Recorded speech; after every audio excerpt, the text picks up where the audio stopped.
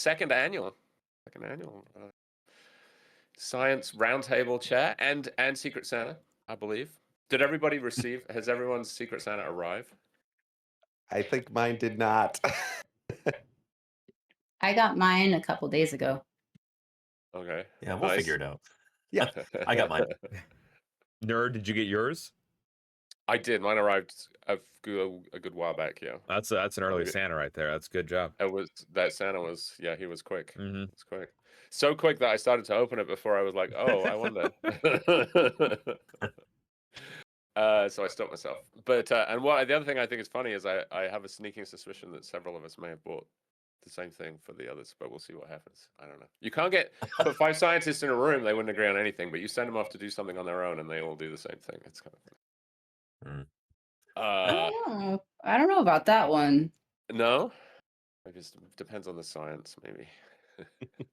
How's everyone's year been? Let's go. Well, why don't you go around? Let's go around. Maybe we should introduce ourselves for people in chat who don't know who we are. Why don't we start? I don't know. Finite. You're top left for me, at least in the window. So why don't you start?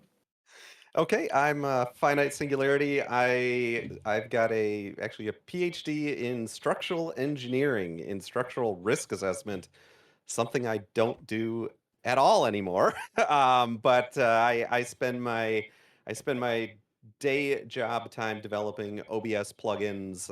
Do a lot of work for Elgato, developing plugins for them, and due to their open source nature, I'm able to stream it all. So we stream, 3 or 4 days a week, developing OBS plugins, doing a lot of shader stuff, doing a lot of, really fun sort of signal processing is what it all boils down to, and showing people how to code and how to do some of those things. And it's a blast. Awesome. Very cool. Yeah, very cool. I always enjoy watching your streams. Thank you. Who's next? SciAnts? I'm Balint. I'm 1/4 of the stream. The other 3/4 have been on the show today. Lita, Munchkin, Buster Brown. Lita and I have our doctorates in molecular biology from Dartmouth. We did our postdocs at UPenn, and we're now currently, due to the wonderful economy, full-time streamers, trying to bring science to everyone here on Twitch. Very cool. Very cool. All right, Danny, why don't you go ahead? Yeah, sure. I'm Paleontologizing is the username. Sorry. Danny Anduza is my government name. I work on dinosaurs mostly. I'm a paleontologist, so I dig up fossils. I publish on them in the scientific literature. I go out and conduct field work live on stream. 11 weeks this year we spent in the field, and I streamed almost every day of that. So the whole point is to try and show people how fossil science really works. How do paleontologists conduct our research, and trying to not just show people how it really is, but also help people develop a passion for natural history too. So I do this full time. I'm very lucky to be able to do that, and really excited for what this next year is going to bring too. And then now that the whole ambassador thing came through, so and I'm glad to be here. Thank you, Nerdarino, for putting this together. And congratulations. Yeah, congratulations. I was going to say. Thank you. Good work. Yeah. Well deserved. Well, I mean, lots of thanks owed to SciAnts streams. Balint encouraged me to apply for the ambassador program, so appreciate you, Balint. Thank you.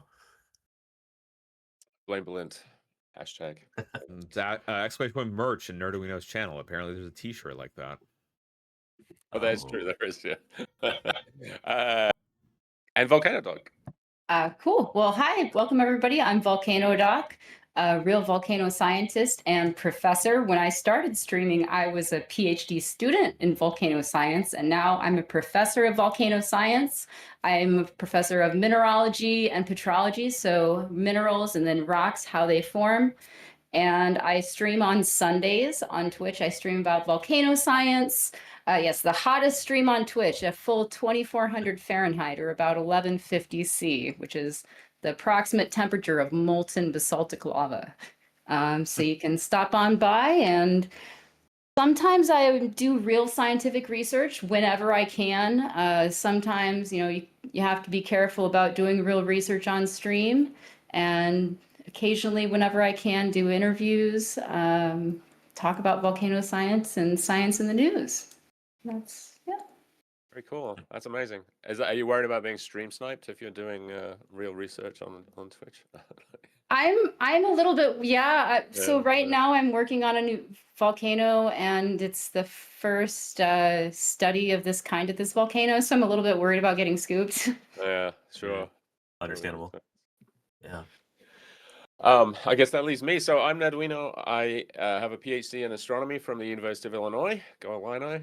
I worked at NASA for about 10 years after my PhD. I worked on a mission called Planck on the cosmic microwave background is what my area is, or was. I don't work there anymore. But yeah, so I spent about 10 years at NASA, and now I stream Tuesdays, Sundays, and Thursdays here on Twitch, and we talk about space and astronomy. We watch launches. I have an observatory in the backyard. We can do some astrophotography. Yeah, and we talk about science and the state of things. And yeah, that's me. So I think one of the things we were going to talk about, which maybe we should start with that, since my guess is that this may take a more somber turn later when we start talking about the state of science. Why don't we start with our favorite scientific discoveries of 2025 in either in your field or in any field, whatever you thought was the coolest scientific discovery of the year. And do you want to? We should just go the same order. We'll just start with finite. Yeah. Sounds good to Sure. me. I was thinking a lot about this, and there was one discovery that was pretty cool, and I figured you all would probably pick it. So I put it in my second tier, and that was the potential building blocks of life on Mars. But I think there was a bigger discovery in 2025, which somehow is a little bit related. However, it was discovered off the coast of Hawaii, and it is a new species of deep sea coral that ended up being named Iridogorgia chewbacca because it looks like Chewbacca. And maybe we've also now discovered where Chewbacca originated from. So that I am going to go with the Chewbacca the Chewbacca defense. Fair. And so I want to announce everyone in my chat. I am having all sorts of audio issues here, so if you're not hearing anything, feel free to head on over to any of these fine streamers to hear. You hear the other, just not me. Okay. Well, we'll try this. We'll see if that works. Let me know if that works, and we'll go from there. So I'll hand it over to whoever is next. I don't know how you're going to top Chewbacca coral, but that is my discovery of the year. Balint, you're up. I'm just disappointed that Finite didn't make the Chewbacca noise. Right, I feel like if you're gonna make that, I can't do the Chewbacca noise. That I am gonna have to go really basic and anti-malarial antibodies development. So this was a unique type of treatment for malaria. It doesn't target the mosquitoes. It's meant to be preventative or treatment after you get the initial stages of malaria. These are antibodies. They are monoclonal, so they're raised specifically against the plasmodium that carries malaria. You inject it.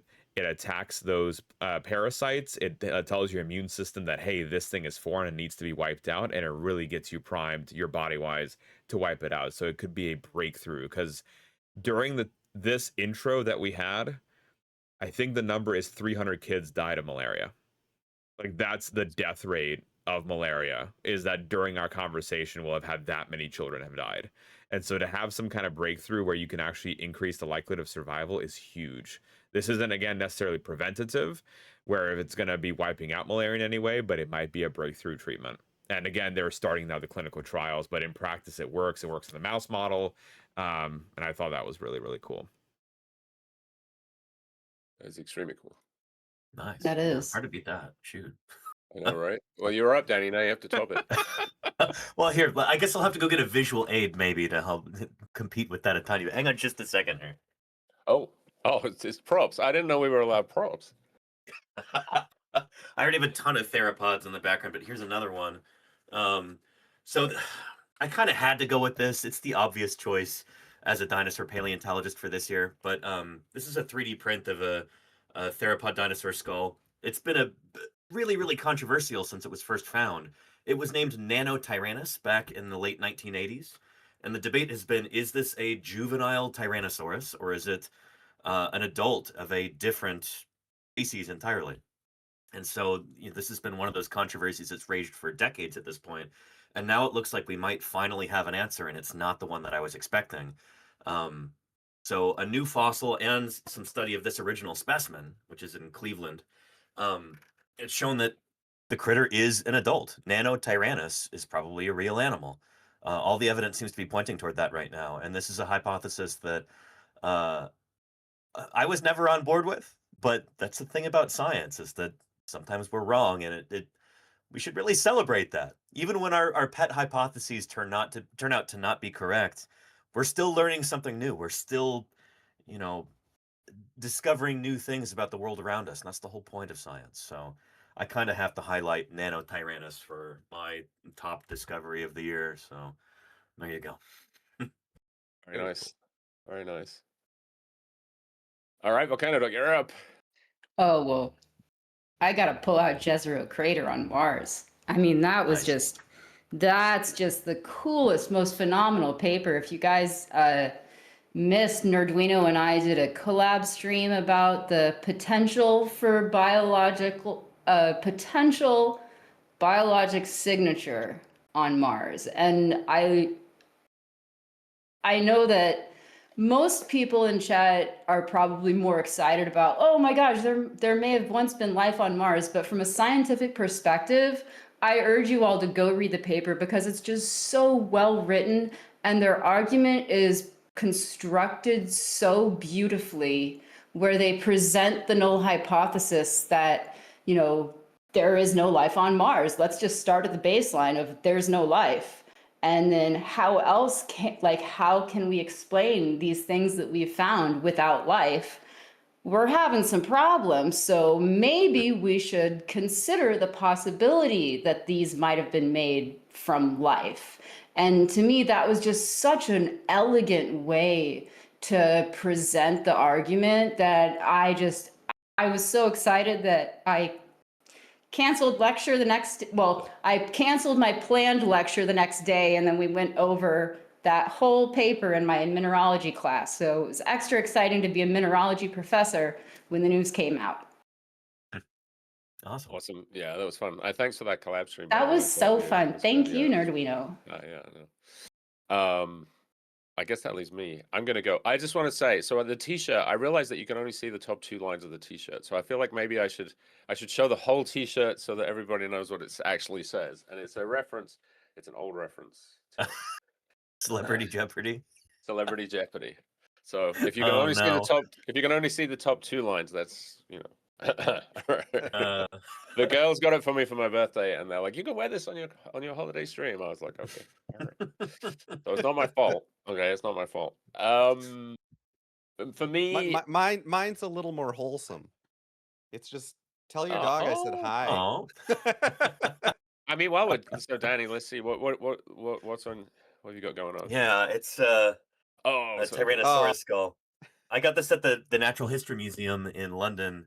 They have an animatronic T-Rex there, like 2/3 scale or something like that, and they put a different festive jumper on it every year, and then they sell it in the gift shop. So I Are you had to sure get that's one, not the Oh, full have size fun. of the skull you just showed?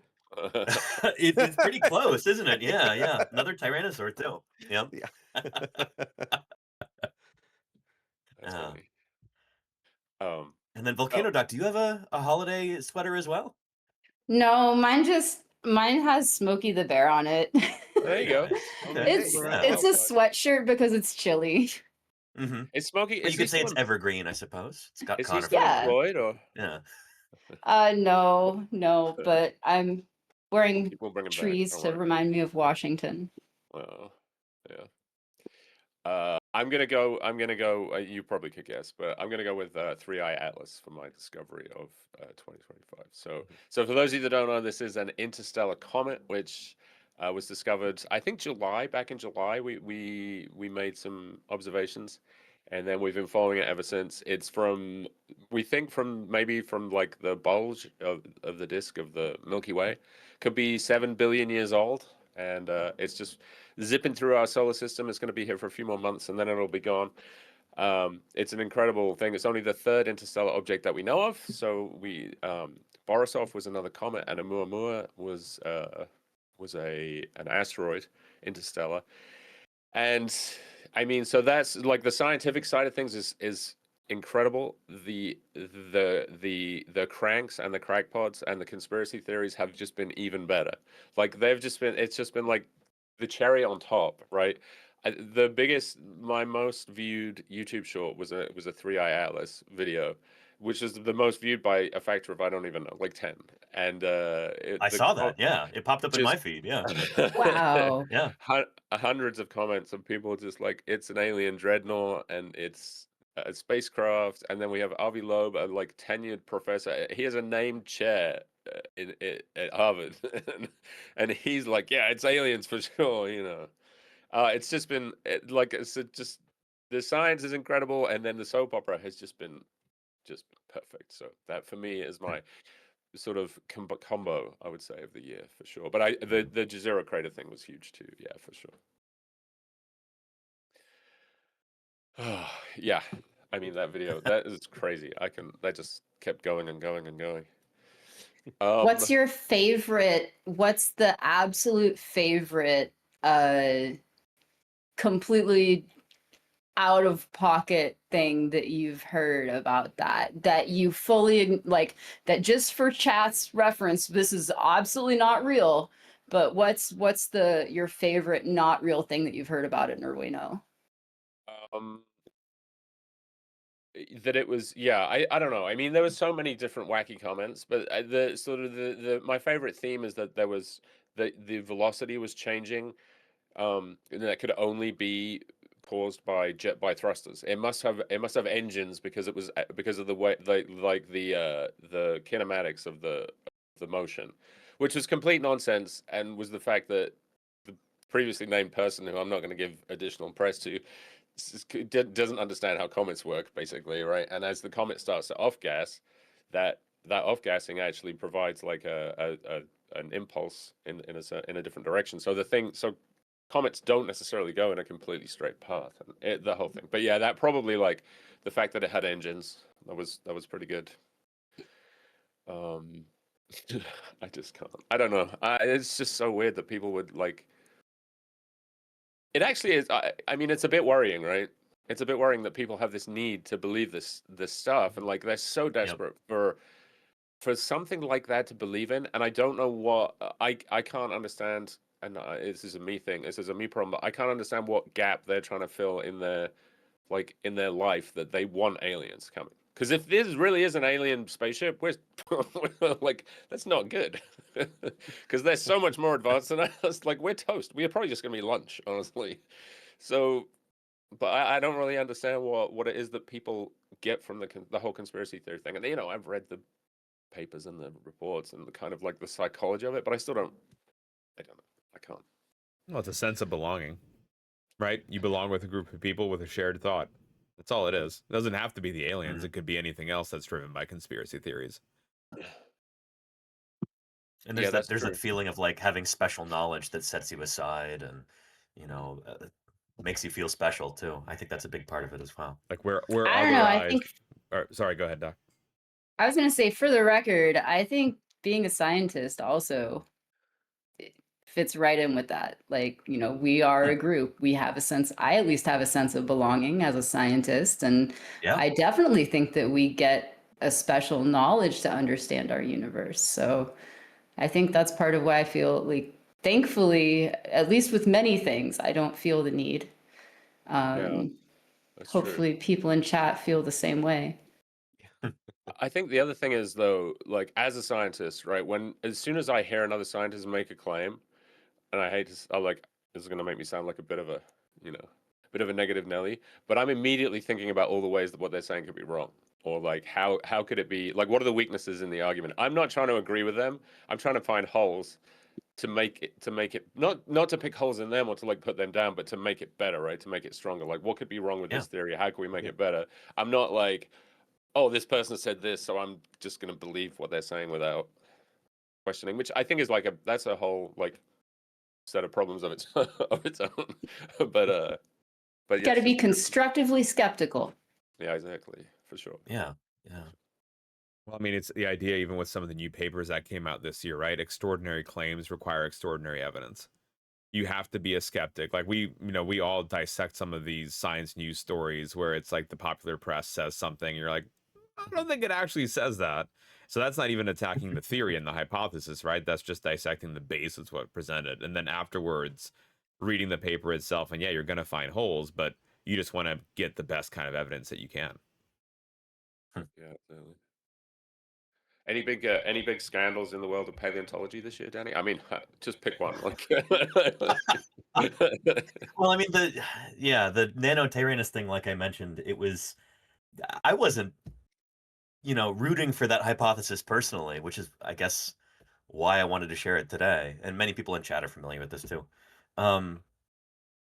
Yeah, the biggest scandals right now are probably just like all of these commercial fossil auctions. So, like a dinosaur specimen gets dug up on private land in the U.S. and then it goes up for auction, and there's a huge media brouhaha over that, and people get really excited. And we as paleontologists are just looking at that, going like, I wish we had $40 million to, run a field program or something. People are losing their jobs left and right. Funding is being cut, and these dinosaurs, which are oftentimes like mostly plaster of Paris or 3D printed parts and stuff, they gussy it up to sell it for more money.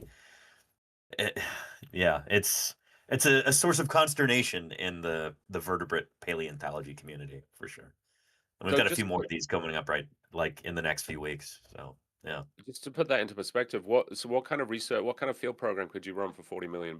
Like, how many people? You could build a whole museum and give it an endowment in perpetuity for that much money. I mean, you could find thousands upon thousands of dinosaurs over the next century with that amount of money instead of just, purchasing one at auction. And to be clear, like these usually don't end up in museums anyway when they get purchased. They end up on some wealthy person's mantelpiece or, whatever.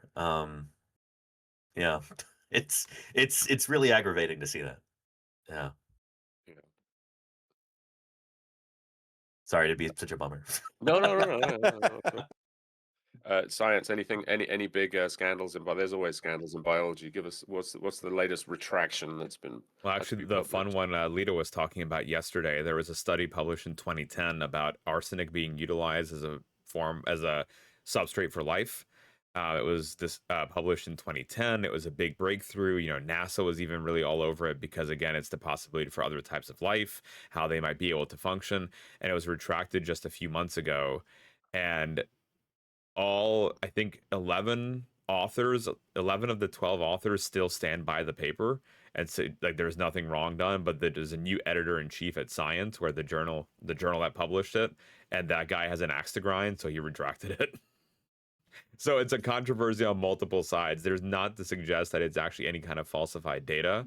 It's just an extraordinary claim that's maybe been difficult to replicate, but there's nothing to suggest there's wrong there. And then all of a sudden, the editors now got an axe to grind too. So the politicking in science is worse than ever. Yeah. Yeah, it's always been the same, right?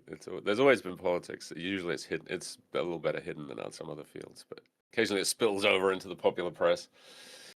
Oh, yeah. Did you see this? I guess the other thing that chat's saying too is the dire wolf has been a wonderful controversy, I guess, as well this year, of what defines a species. Have we brought back a species? Who owns the species that was brought back? If there's only 3 of them, does this animal have any rights and should be protected? And yeah, that went on a whole thing too. I actually got to talk with some folks at SVP about this at the Society of Vertebrate Paleontology meeting, because I don't really know too much about Pleistocene mammals. That's outside of my wheelhouse. I'm a dinosaur guy.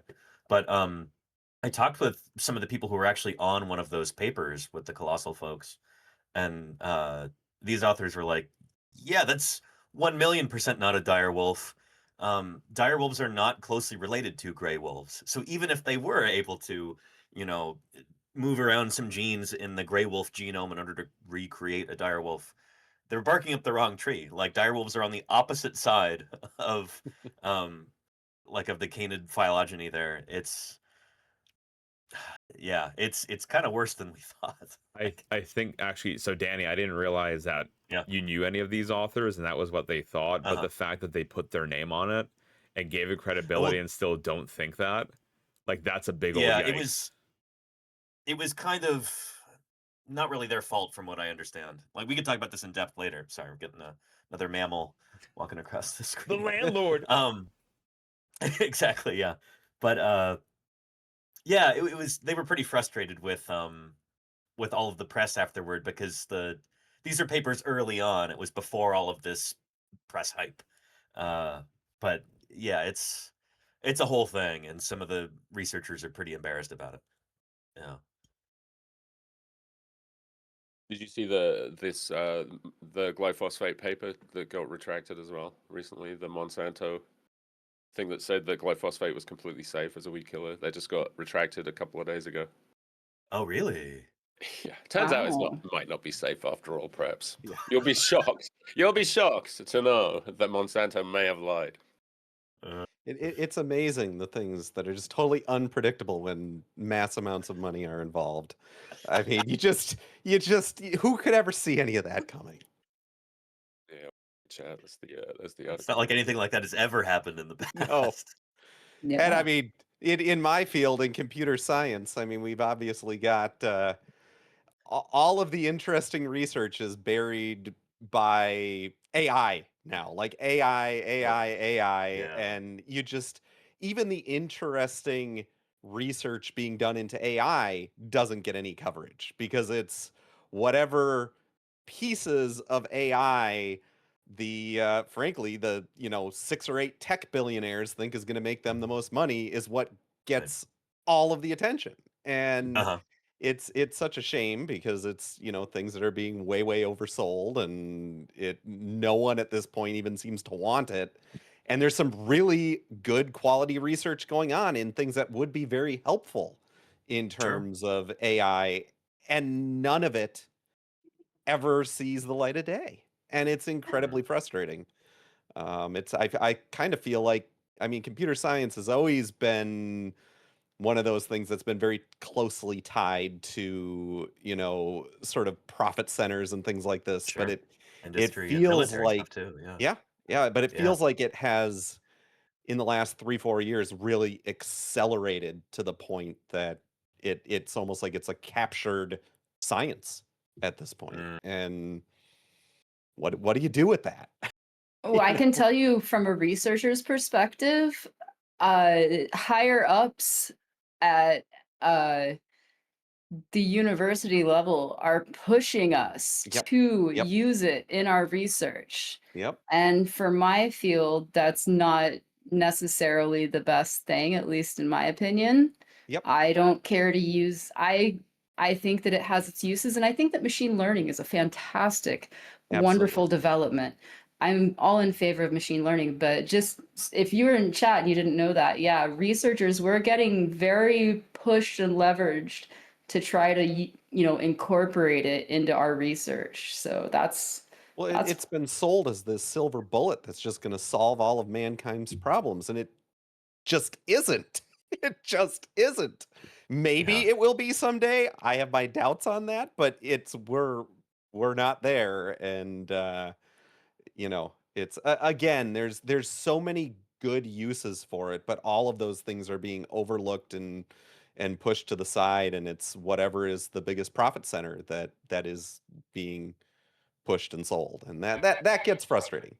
Well, that's being pushed in the funding situation too. So for those who don't Yep. know, there's to get scientific funding, at least in biology, they have come out and said for the NIH, the goal is to get rid of wet lab research, that you do not have to do any hands-on work with cells, animals, whatever, that enough would be on the computer. Because imagine how much cheaper it's going to be, right? That can't like I rally on this all the time, is that you can't do, like, it's a great tool to search for something, but it is not good enough in any way to confirm it. Like I wouldn't want to take a drug that was confirmed on a computer and not in an organism for like the dosage, right? Just not even what it does, but just the dose of it, right? And what's safe. Oh my God, dude, I do modeling, and that is absolutely the worst plan. Worst plan ever. Yeah, but think how much we'll save. Ah! To give folks an idea, one mouse to keep alive a day, the average cost is $70 in a research facility. The average cost for one mouse, $70. That's not experimental. That's not controlled. That is your one mouse. So it would be great if you can model everything on a computer, right? You just can't do it. And also, so what you can model on a computer has limitations. There's always limitations to a model. A model will never, ever be able to substitute for an experiment, period. And the models that we create are calibrated based off of real life experiments. So the real life experiments can't stop, or the model development must stop. Yeah. Well, and that's what you're also seeing with AI in general with these LLMs is it's now the snake eating its tail and it's regurgitating its own regurgitations from 5 years ago. And it's like people say my position as a programmer is going to get replaced someday, and it's like, no, actually I'm pretty sure that in 5 years those of us who know how to program are going to be brought in to fix all the crap that we've messed Right. up in the past decade. Yeah, the And analogy that I've heard is that it's almost like asbestos, where it's like it's being used for a while, just put into everything, and it's going to be Yep. tremendously expensive later to remove it when it becomes obvious just how detrimental it is. It's actually a very good, that's a very good That's a analogy. fantastic analogy. Dr. Nerd is actually having the same thing, and this is like another aspect of this. So these AI companies are trying to push, I presume physicians also, but veterinarians to get these AI assistants, right? That it'll basically do all the grunt work. It'll take notes. It'll be like a note taker. It'll do diagnoses and all this other stuff. And her first question was, okay, so who's liable when this thing gets it wrong? Or when you Right. publish a scientific paper based on this AI that is wrong, are you the one that's going to look foolish, or is the AI the one who's going to look foolish, or potentially worse, right? Like in her case, or a medical professional end up in court, and you're like, oh, I trusted the AI. They told me it was going to work. It's like, okay. Yeah. My What was that favorite. old phrase from? I think it was somebody in in the leadership of IBM back in the day, but it was a computer should never be allowed to make management decisions Yep. because a computer can never be held responsible for the consequences of those decisions. Yeah. Yeah. I think my favorite this year was I was reviewing a paper, and there was, for those who don't know, when we're writing a paper, if there is a statement that's already been proven, you put in a reference, right? There's a sentence, this is referenced this place. I saw a statement, I was like, this looks weird. I look at the reference, and I'm like, I don't know, I'm not familiar with this. This is pretty revolutionary. It didn't exist. The AI had made up the reference, and that's pretty commonplace now, unfortunately. So that's Yeah. you're not gonna, like, a reviewer is not gonna catch that unless they're like, huh, that's interesting, right? Because why would you check each and every reference? Yeah. That's how pervasive it is. Now, can you imagine the next person who reads that statement and they don't go look for it, and they're like, oh, well, I can cite this paper that already cited it, and then you get just fake papers being cited. So like that's even worse than the asbestos in the walls. That's like the foundational stones. Right. I'd Yep. point out too that, when you're asked to review a paper, for those in chat who've never been asked to do this before, you may not be entirely an expert on the topic you're being asked to review. You might be tangentially an expert or an expert on one small bit of it. And so in that case, it might be pretty easy to mistake those hallucinated references or those faked references. And especially once the AI figures out to use the names of well-known people in the field instead of just making names up. Yes. And Yeah. then you're like, I don't know whether the third paper by Smith et al. Of 2025 was the one that. Am I going to go look? Right. Yes. even I mean, more to a certain fun. extent. There was someone in the chat mentioning about AI reviewing papers. That actually debuted this year. There was a researcher. We actually had him on the show. I think he's probably going to win a Nobel Prize one day. Like, the guy is brilliant. He studied the genetics of the Dead Sea Scrolls. He studies inheritance of behavior and memory over at Tel Aviv University. Very brilliant guy. And they spent 10 years developing an AI program that is meant to review papers. And the idea is that it reviews the paper, you do the edits, and you submit that review along with your new paper to the journal, and to bypass the human nature of a reviewer. So you can, there's a lot to dissect there, right? But that's where other human elements normally are being removed. I disagree with a lot to dissect. That's what you nuke from orbit. There is no dissection. You just nuke that idea and you forget that it ever happened. Yeah. I mean, so much of what we do is based on trust in science. Like, it sounds weird to say it, but we're trusting that to a certain extent, the sources that people cite are real. Like, we don't have the time to go through every single last citation when we're reviewing a paper or even just looking at the references or something.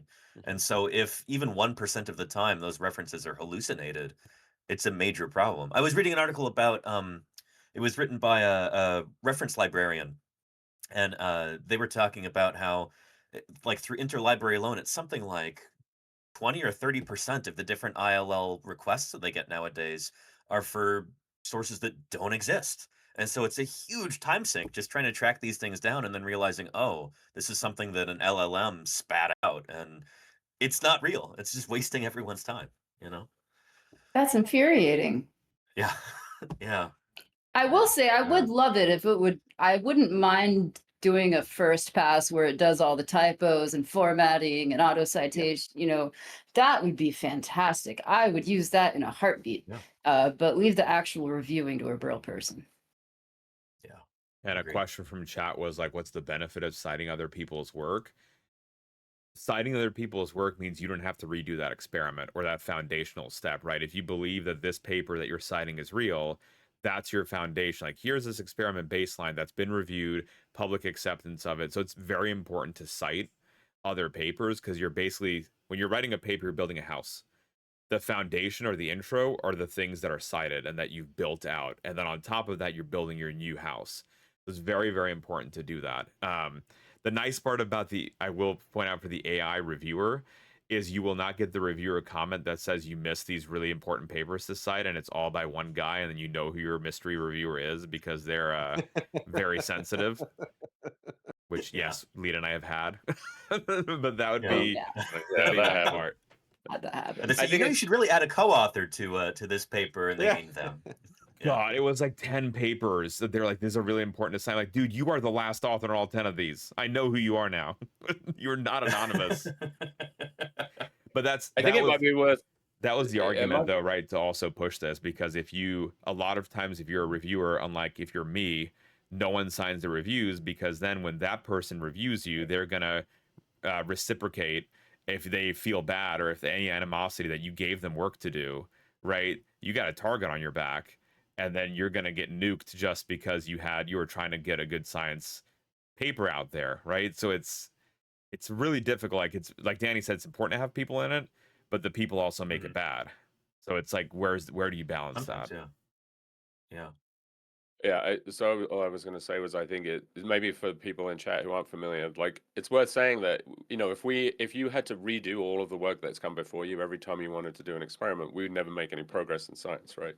So the whole Right. scientific endeavor is we're basically just building on the shoulders of all the people that came before us and trying to, I mean, for me at least, even just create this tiny little thing somewhere, right? That it's such a huge endeavor, and you kind of feel like you can't make an impact, but you're just trying to make a little step somewhere that maybe someone else can get a toehold in and just reach a little bit higher than you did. And the citation process is kind of the way of doing that. And that's why the review process is so important, because the review process makes sure that those papers are kind of like, you know, done properly, the research was done properly, that they're reliable, because everyone else is going to base what they do on that stuff. And so the citation thing is critical, and having a good review process is critical for just making progress in any kind of science. That's kind of how it works. So yeah, and of course there's always politics. I mean, we had people competitors, and they didn't even hide it. We knew who they were, and they were just like, yeah, screw you guys, we're not gonna approve this for publication.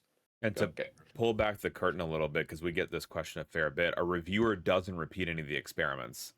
right? They don't actually do any of that work in their lab. They spend time, they volunteer their time to read your paper critically and give thoughts on if it holds water as a logical argument, right? They do not have the time or money to do any of your experiments, which I know we've had folks be like, that's crazy. How do you know?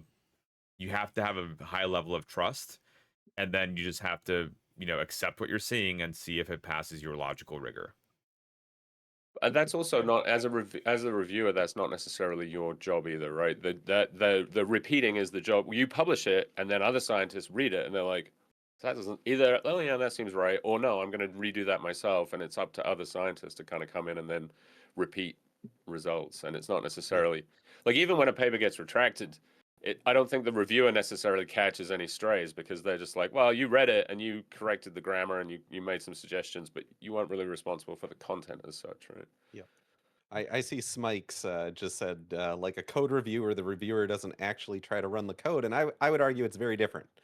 It's like a code review where the reviewer didn't build the code, which obviously they didn't, right? So, you read through when you're reviewing a paper, you read through.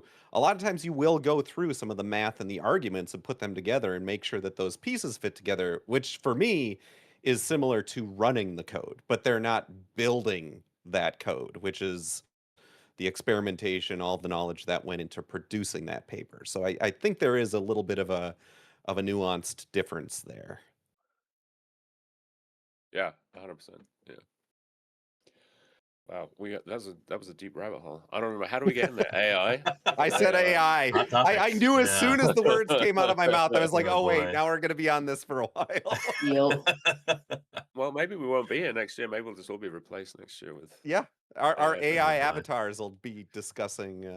now the lords of AI are Time Magazine's People of the Year. I don't I'll know. have to have more Danny and faith in I are chat than that. safe. I feel Well, like yeah, I Danny and mean- I are pretty safe. Until those robots can go dig up stuff, we're all right. Wow, I like that. But remember, Yeah, you don't so need to we're dig anything up replaceable. anymore. You just build it on a computer. No, none of you are replaceable. I'm just jesting. No, It's I mean, basically chat just would gonna be not put up with Minecraft. that. Like they everybody in chat right now, they demand a high quality of science content Yes. here, and I'm grateful Yeah, for that. absolutely. Like we're not going to be replaced anytime soon by some algorithm or something. Well, that's what must be nice about being a science related. My viewers are just cheering for me to completely fail in my coding because that's what makes it fun on stream. They like to see the frustration. Yeah. Hopefully more so they like to see the success at the end when we finally get it, and then I start dancing in my chair and then turn off the stream and It's the adventure, Finite. It's the adventure, Yeah, right? At the end of the it day, is, the it hero is. still prevails, but can't be easy, Yeah, you're doing the Lord's work over there, making plugins for us all to use on our streams. Yeah, seriously. Yeah. Do you guys want to? So we're an hour in theory. Do you guys want to grab a quick drink or something, stretch your legs, or you want to just carry on? Or I'm gonna drink right here. Yeah.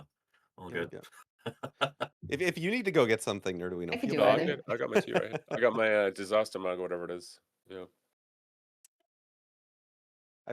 You'll like this one. The The NASA. the NASA Yeti. Very nice. Is that the second Nice. one? Look. Yeah, that's the one that wasn't stolen from me on our vacation. Oh no. Someone stole my Calamity Yeti. It like disappeared. We went on a cruise actually, and I went to go to the bathroom. And I came back and it was gone. And then when we got back to the port, it was Cape Canaveral, and Mrs. Singularity was like, "We are going back to Cape Canaveral, and you are getting a new one because you loved that thing." So she demanded that we get off the ship early to drive to go pick another one up, and Aw. she's awesome. Yeah. She's a absolutely keeper, awesome. yeah, for sure. So, Glad you got it, but that's a gutsy move, stealing a NASA I know, mug like I that. know, I'm That's a like- federal crime. It's a federal agency, right? yeah, Federal something like that. property. I bet it's a pretty out of this world Yeti, though. Oh god. It is. Oh my it is. goodness. Okay, make it Absolutely. stop. What's it gonna? I don't know. Wes. just subscribed for 51 months. All right, that was AI. We did AI, or did we do AI? I guess we did. Uh, any big? So I guess big disappointments in space this year. I would say the Starship. Starship was is behind schedule and not really showing signs, which is now affecting our ability to get back to the moon. Which I actually think is worth. So the Mars thing, for me personally, I'm not really sure I see the path forward there in any reasonable amount of time to like colonize. Like, yeah, let's go, let's have a look. But colonization of Mars, I think, is in the future. But the moon, I think we could get back to pretty easily, and we could do a ton of really cool science. We could learn a lot. We could go to the lunar far side, and we could set up radio telescopes and things away from the Earth. And it's been a bit disappointing that they've been having so much trouble with Starship, and that is integral to their plans for Artemis 3 and 4. So I would say that's been a bit of a disappointment. It's not a scandal as such, but it's the more recent test flights have been much better, but they still, I suspect they aren't going to be able to carry as much cargo as they thought they were. Again, surprisingly, I mean, billionaires claiming huge things that they can't deliver on, but that Are there any seen that? Are there any experiments, Nerd, that you'd be really looking forward to if there was something done on the moon or even like above orbit on the space station? Like, what kind of experiments in space are done that are worthwhile and interesting in your eyes? Like, we have some in biology, but just for you, like, what is it that would excite you about going back? Well, like they just announced the two science experiments for Artemis 4 when it finally goes. It's scheduled for December of 2028. I suspect it'll be at least a year after that. But there's a dust experiment. So lunar dust is extremely abrasive, gets everywhere, it sticks to everything, right? It's like electrostatically charged. It's a nightmare, and we don't have, and not to mention, it gets into lungs and affects astronaut health. So that is going to be a really cool experiment. They're going to test the dust, learn about the properties, see what we can do about mitigating it. How do you stop it from getting into like a habitat when it comes in, if you go through the airlock, all that stuff. I think that's really cool. That's really useful, right? Because we have dusty environments on the Earth as well, where that technology would be applicable. Also, plus you're going to have those problems on just about any planet. You go to Mars, you're going to have the same thing, So I think that would be really cool. They're doing seismology on the moon as well. The other experiment they picked was a seismograph that they're going to put around the landing site. It's going to be able to detect meteorites hitting the moon like far away, and then they're actually doing these things. So they're going to have thumpers, I guess, much like the thumpers in Dune, and they're going to put those in around the landing site, and they're going to make seismic maps of the landing area as well, and which is going to be South Pole Aitken Basin. So yeah, there's a couple of, and that kind of stuff, and obviously there's a ton of biology. There's a lot of companies interested in doing developing medicines and things in space, in the environment of space and zero gravity. I think there's just a ton of really cool stuff. But in terms of like actually on the moon, those are the two they've picked, and those are going to be cool. And I'm sure the astronauts will have a bunch of other handheld carried things that they take. But that one, the dust thing, I think is a rover, and the seismograph, I think, is attached to the lander. I can't remember. But yeah, those, and I think those seem cool to me. Like, sure, let's do it. And I think radio astronomy from the far side will be interesting. So I actually worked on a proposal when I was at NASA for a far side, meaning the opposite side to the Earth, right? Because the moon is, for those of you that don't know, the moon is tidally locked to Earth. So when we talk about the far side of the moon, it's actually the same side always faces towards us, and the same side faces away from us. And the side that faces away from us is shielded from the Earth, so it's a cool place to try and do some radio astronomy, maybe, because you get away from all the interference.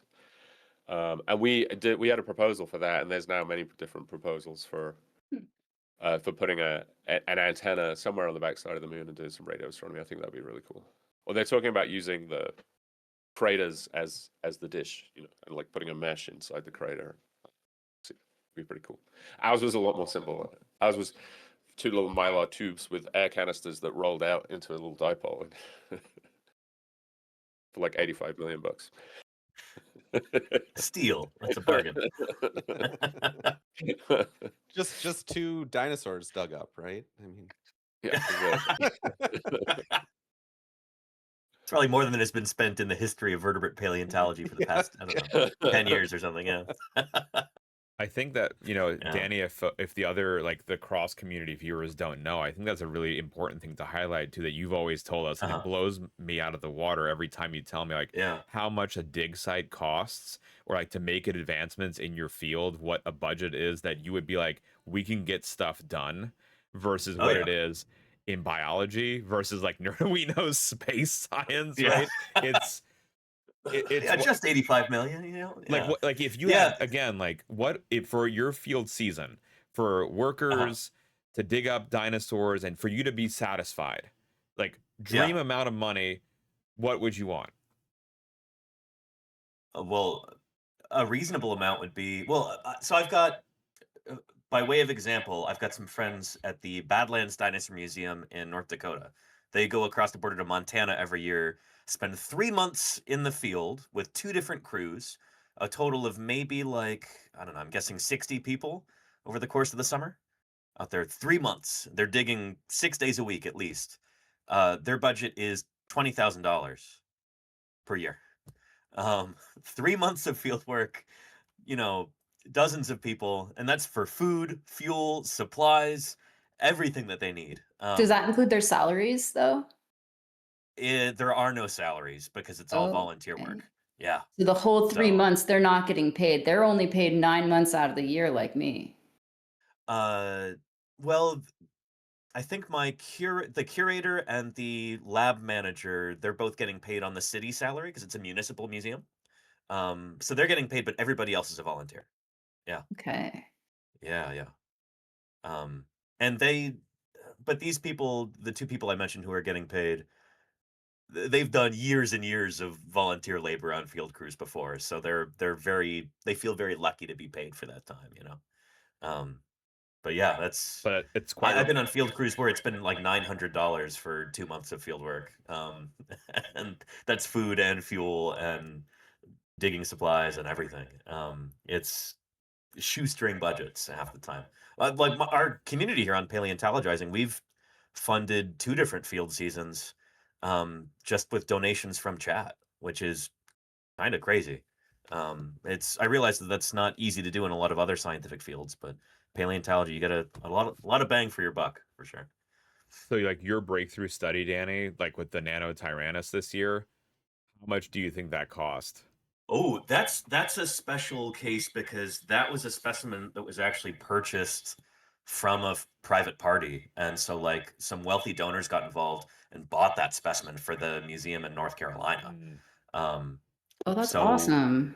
yeah, that is really awesome. And not only did they pay for the specimen, they also paid for like a whole new prep lab to be built to prepare the fossil. They paid for some postdocs to study it. They got a really good gig. North Carolina is doing some amazing stuff. That's wonderful. They've got some excellent support. But contrast that with this, the Cleveland skull. There was a second study on Nanotyrannus where they found a bone on the inside, the hyoid bone, which is like one of the bones in the throat. And they were able to actually cut that and count the growth rings on the inside and determine that the animal was an adult. Um, I don't know how much they spent on that, but it was maybe like a few $1,000 or something, I'm guessing. Um, and that's pretty groundbreaking work and didn't cost all that much, you know. Yeah, and when that specimen was first discovered, I think in 1940, um, I don't know if they had much of a budget at all when they collected it. Um, so yeah, it can kind of run the gamut, but for the most part, paleontology tends to be pretty inexpensive compared to a lot of other fields. Yeah. Yeah, as obviously space is the opposite. I will say a lot of the costs for that particular mission were the launch costs, right? But that is coming down. That's one thing, you know, with like SpaceX and all these other companies. Commercial launch is bringing launch costs down significantly. So we've talked on chat for a long time about trying to do a Twitch CubeSat, and NASA will launch a CubeSat for you. They'll actually pay the launch costs, but if you don't make the launch, you have to pay them back what it would have cost, and it's about $50,000. So it's not a huge amount of money to get a satellite into orbit. Wow. And then you can build a satellite for, it depends what you put in it, but you know, you could conceivably build a CubeSat for maybe a couple of tens of thousands of dollars or something, test it, do everything. So Very cool. so yeah, you can There are cheap ways of doing it, but yeah, like going to the moon is just not cheap. It's just no way around it. I'm glad I don't have to do field work on the moon. You know. Well, not yet, anyway. We'll see if there's Yeah. any reports of dinosaur fossils after these upcoming missions. You But never, might you have never to, though, know. You never know. When they put out those pounders, maybe those worms will show up too. You never know. I mean, Spice. Yeah.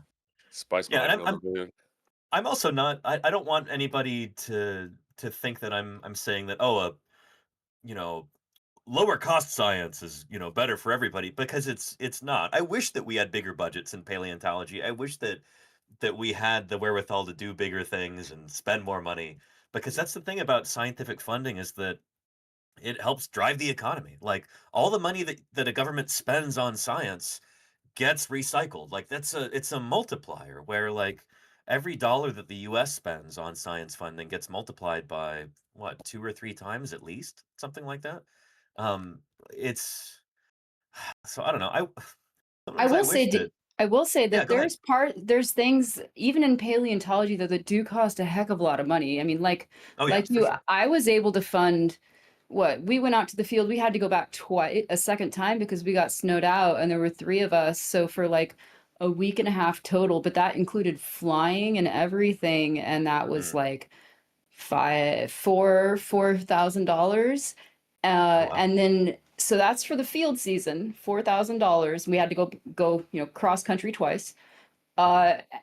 To get isotopic analyses for 7 of the 40 samples, we collected 40 samples. Mhm. To analyze 7 of them is $4,200. Yeah. Uh-huh. And So it's there's sometimes more somebody in expensive than that too. yeah, somebody in chat was Yeah. asking about the cost for sample prep and said how it costs so much more. So I just wanted to make that point that, like, yeah, our field works are cheap. The cost for Danny's field work is cheap, but everything afterwards, all of the analyses, the sample prep, even like oxygen isotopes of bones to try to reconstruct where where animals have migrated and things like that. That's a thing that Yeah. costs a bunch of money. Sure. So even the cheapest science can get really pricey really quick. Certainly, Maybe not space quick, but Well, I will say that we do a lot of astronomy that's on the ground and a lot cheaper than that, right? So we do a lot of observing it. Like, if someone's going to go to an observatory and observe for a few nights, that's similar, like a few thousand. I mean, I used to go to San Diego. There's an observatory there in grad school, and we would spend $1,000 or something for the whole trip. So there's definitely less expensive astronomy as well. And people well, do and you astronomy from even their backyard, you look at things like space telescopes, and over time, over the 20 years that the Hubble's been up, your cost per image keeps going down and down and down. I mean, obviously there's the upkeep costs and everything, but these are long-term, structural investments as well to keep generating science. And yeah, the price tag initially is mind-boggling, but look how much comes out of it over such a long period of time. And I think that often gets forgotten about as well. People look at the immediate here and now, and unfortunately, we're in a culture where it's all about the here and now. There isn't the Yeah. patience The and next quarter. Yeah. yeah, yeah, I think every Yeah. dollar that is spent, every dollar that goes into NASA, like every tax dollar that goes into NASA, generates $10 in economic yeah. activity. And There you so, go. like, Yeah. it's just it's such a I believe that. it's such a it's such a short-term way of thinking about it. Like, oh, we're gonna save, yeah, you'll save how many million, right? Save 5 billion now, but that's 50 billion that wasn't spent over the next year in the wider economy. Mhm. So I Right. don't know. That's crazy. That doesn't make any sense Yeah. to me. But that's just me. I mean, the whole funding situation. Well, we can get into that if you want. I don't know if anybody really wants to depress themselves. But I know. I know science has been on the very sharp end of the funding problem. So Yeah, it's a real prick of an issue. Oh, because it's sharp end. Haha, yeah, yeah. Yeah. I got you.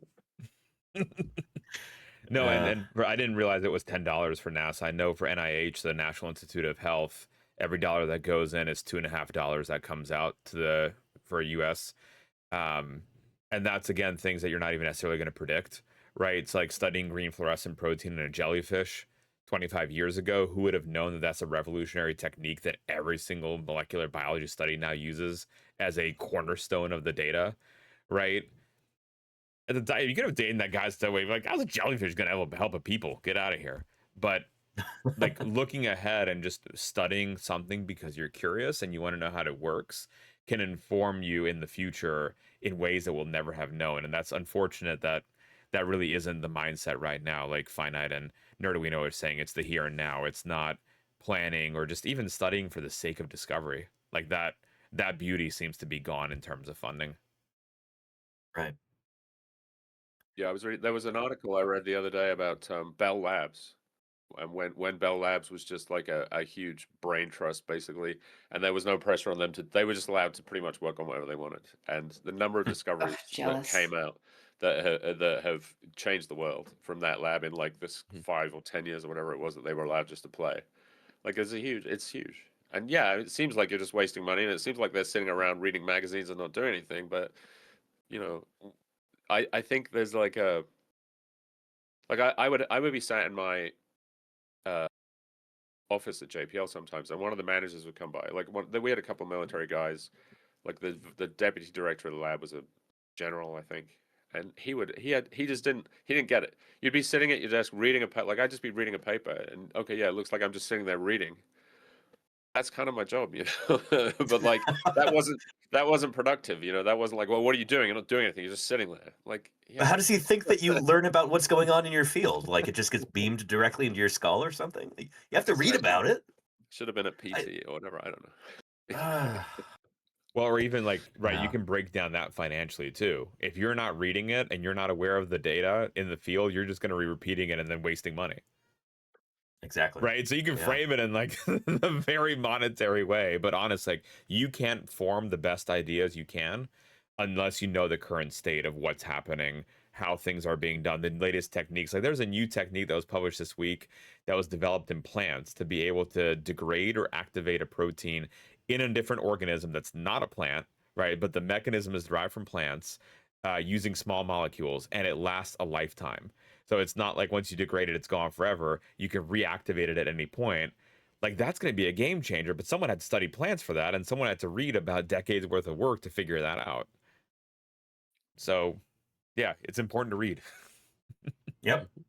Well, that's the thing too about scientific discovery. Like we all know, you never know what you're going to find, and when we're working at the very frontier of human knowledge, you don't know what's out there. You never know what you're going to encounter. You never know what's going to turn out to be phenomenally important a decade into the future. We just don't know what we don't know. That's the whole business of science, is figuring this stuff out. And sometimes it's going to look a little bit silly to outsiders, but that's just how it works. We're on the very frontier of human understanding, you know? It's Yeah, all we're unknowns for now. literally we create new knowledge. It's hard. Yeah, Otherwise, it's not everybody would easy. do it. Do you think we could do a better job of marketing that side of things to people than we do? Like Yes. scientists? Oh, Yeah. yes. Yeah. I was just going to bring that up in terms of, we're all science communicators, right? And there's been a lot that's gone on where science communication has led to huge misunderstandings and flat out misinformation. And obviously, you're always going to have parties involved with communication that are going to want to misrepresent things. But it seems to me that sometimes with as scientists we communicate, we are ripe for that.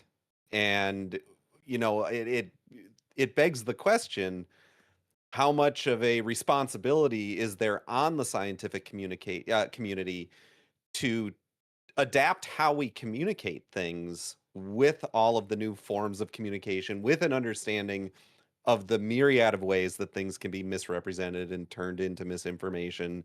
And it seems to me, at least from my experience and the folks that I've been around in the scientific community, people are like, well, this is the way I've written papers for 20 years. I'm not changing how I Right. do. And it's like, is there some responsibility there where we need to kind of fight fire with fire a bit?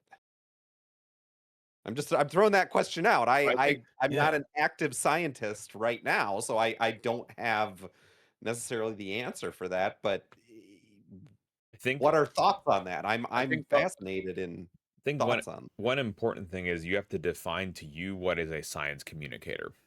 right? Mhm. That's your fundamental thing. It cannot be Yep. a jabroni who likes to read about science on press releases, Yeah, right? Like exactly. I think of someone who's an expert, and that's step one, right? That is not a border. That is not a filter. You do not have to be accredited in any way to be a good communicator, but that's like a filter, right? For just to me, how do I know that you know what you're talking about, right? Whether that be a degree, whether that be field work with the hands-on experience, right? Show me that you know what you're talking about in some way, right? That's step one. And then step two is how do you conduct that communication? Do you tell me what to think and feel? Mhm. Or do you give me the tools to dissect and make my own decisions? And that I think is the really difficult part where the controversy It comes is. in, right? Where there's Yeah. science communicators who tell you what to think, right? Don't worry about this. That's a common one I've heard where I ask a question from someone and they don't worry about it. Well, how do you know So what I want to condescending. worry, Bro, right? I would like to, bro. right. Yeah. Yeah. Like Yeah. I would like to Yeah. know, give me the tool to decide if it's important or not, right? And because I always think at the end of the day, if you don't agree with what Lita and I dissect the papers on, that's fine. Yeah. If you are coming to that conclusion because you're dissecting it, that means we've done our job, right? That is to give you the tools to dissect things and to make your own decisions, not to tell you what to think and feel. And I know my old professor when I was a postdoc hated that because she always said the public is too stupid to understand. And it's like, no, you're just not good at explaining things, right? Try different ways and and that's honestly why there was mistrust in COVID. And then you had science communicators who said, don't take this because it's a government scam or this will get, you know, nanites in you and they'll be tracking you or whatever because the scientists were like, well, you're an idiot. I wouldn't trust them either then. Right. And so it's Right. building Yeah. that trust. Well, Like, I feel like all of us are constantly undoing what some yep. people are doing and trying to build that trust constantly at one point where there's this grading away of that trust. And so Yep. it's, authority, experience, and then how you present, like what your mission Yeah. actually is in it. One thing that was really interesting that I noticed, and granted, this is going back 20 years when I was an undergrad, but I was in an engineering program, right? Specifically a structural engineering program where we're designing buildings that if they fall down, we got a big problem, right? And every engineer at the school I was at had to take 3 different engineering communication classes. And none of my Mm. friends that were in hard sciences had to take any sort of scientific communication class. Right. And engineering was more tied to at the time at least more tied to having to secure funding to actually build this structure, so you need to communicate to regulators why it's safe, you need to communicate to the public that they're okay to go into this structure. And so it felt like on that frontier of engineering there was a lot more emphasis on having the skills to communicate very complex engineering issues in a way that people who hadn't studied engineering could get a deep enough understanding to not be an expert in it and not fully understand it, but to have the idea of what's going on. Yeah. And I wonder if more of that wouldn't be good for the hard sciences now that we're having all these issues with this lack of communication. Is it a lack of education for those in harder sciences? I don't know. Again, I don't know. I didn't go through those programs. That was I just think my experience with my classmates. I think in the hard sciences, science communicate like if you can, you do research, and if you can't, you do communication. That's been the attitude, which is a Which is terrible yeah. attitude, Yeah. Toxic. completely upside down. Yeah. It is a little better. It depends on this. Like a lot of astronomers, like astronomy professors, astronomy is a science where people are kind of like enthusiastic and they want to share, right? So I think a lot of my professors were a little different, but I've seen it in other sciences where it's like, oh, you're a science communicator. Like, if you were any good at this, you'd be doing the research and, you'd be a professor somewhere. And I think even the universities kind of have that. Like, well, you should have like embedded science communicators in every department. If okay, maybe it's not a full-time job, but you should have some professor somewhere who like has a real passion for that communication, who can understand what's going on in the department and turn that into useful, semi-technical, like not dumb it down all the way, but can kind of make it understandable and digestible. And that's just been, in addition to everything else that I completely agree with all the things you said. I think that that sort of looking down on science communicators is a huge problem as well. I can't tell you how many times I've been called a failed scientist because this is what Lita and I are chasing to be like what we're passionate about. I've been to conference like I won like this big like the fruit fly thesis of the year for graduate students across like North America back in 2020. All right, I got the little plaque over there. I still go to those conferences and I get the comments, "You used to be somebody. What happened?" Right? And it's because it's like you're a communicator, like that's the lowest of the low, man. And it's like And then you start talking about like what you do. The fact that we have people in our chat that have never been to college, never even graduated high school, and now know what green fluorescence protein is and how to use lasers to activate it. You telling me that's not making a bigger difference than your nonsensical paper that no one's gonna read? But that's the at least in biology. I don't know how it is in geology or paleontology. I mean, Danny always makes it seem rosy because he has guests on, right? You in the field, right? You're talking to people. People seem excited about that communication. But at least in biology, it's really, really hard to get. And it's not even just like old people. It's kind of just like this. If you're in the system, that's what you end up adopting kind of mindset. Well, and I can speak. So, as a professor, which if you're in chat and you didn't know what a professor's job is, 40% of my job is to do research, 40% of my job is to teach, 20% of my job is to do service, which includes things like this, right? Science communication, going to elementary schools, but that also includes things like serving on a master's student's, thesis committee, or being on a committee to try to do some course development, whatever the heck. And the powers that be higher up discourage us. They don't want us to do science communication. And this is something that's come from the system. The way that Balint is unfortunately negatively viewed, which is completely the opposite way that it should be. Whenever I review papers, I can't tell you how many times that I've seen an author or I've read an author or just, writing, and I'm just like, man, I'm an expert on at least, this little part of this paper or in this field, and I don't understand what you're saying. So you should rewrite this because the onus is on you. Like, you're the one writing this. You need to make sure that everybody is able to understand this. And I'm really hoping that as we grow and as time goes on, that the older generations will kind of, hopefully things get more modernized and communication is valued more as we become more often the people in charge and in those higher up positions. I really hope so, because what's happened, the way that you were treated, Balint, is just rubbish. It's absolutely uncalled for. So, fun story. I don't know if anyone in chat here has heard about like big schools, right? Where it's like you hear the school's name, you're like, man, it must be a good place. Or you hear, I don't know, maybe Harvard is a little bit tainted now, right? But you hear Harvard or you hear Ivy League, right? It's supposed to be this delicious place that you really want to go to. So Lita and I went to Dartmouth and we're like, man, that's a delicious place to go to. And they pitched it as you get to present your work once a year to the entire incoming class, and you're going to make it accessible and you're going to learn how to present your work. I'm like, my God, that sounds amazing. And then they're like, and you as a first year have to go to every one of these talks. If you don't go, that's a failing grade. You got to repeat it.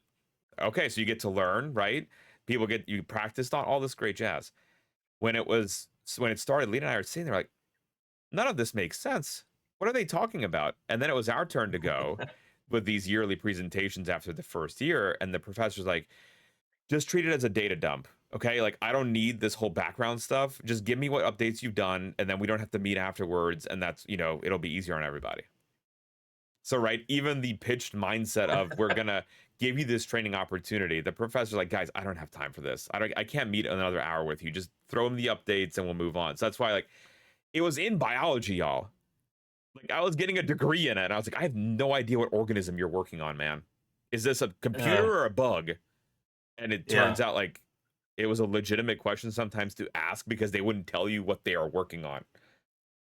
It's insane to me because it's so different from what my experience as an engineering grad student was especially in the civil engineering department, because civil engineering, for those who don't know, is kind of broken into two major disciplines. You've got structural engineers and you've got environmental engineers. Environmental engineers are doing water resources, things like that. Structural engineers are obviously doing structures. You also have traffic engineers, but those are our you didn't make it, you become a traffic engineer, because they can't do anything. Have you ever seen a traffic engineer who actually did it right? I don't know. But anyways, I'm just kidding, of course. But we used to have to do brown bag lunches for the whole presentations for the whole department once a semester. And you had environmental engineering professors as well as structural engineering professors in those. And the environmental engineers had no idea what was going on in structures, and the structural engineers had no idea what was going on the environmental side. And so you had to give that presentation to that whole audience knowing that half of those people had little to no experience in that particular discipline.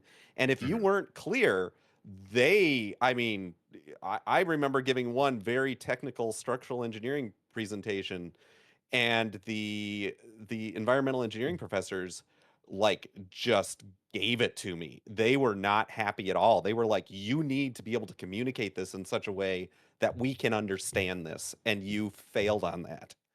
And so there is so much of an emphasis, especially in civil engineering, to communicate these things. And it's just it shocks me that there isn't that kind of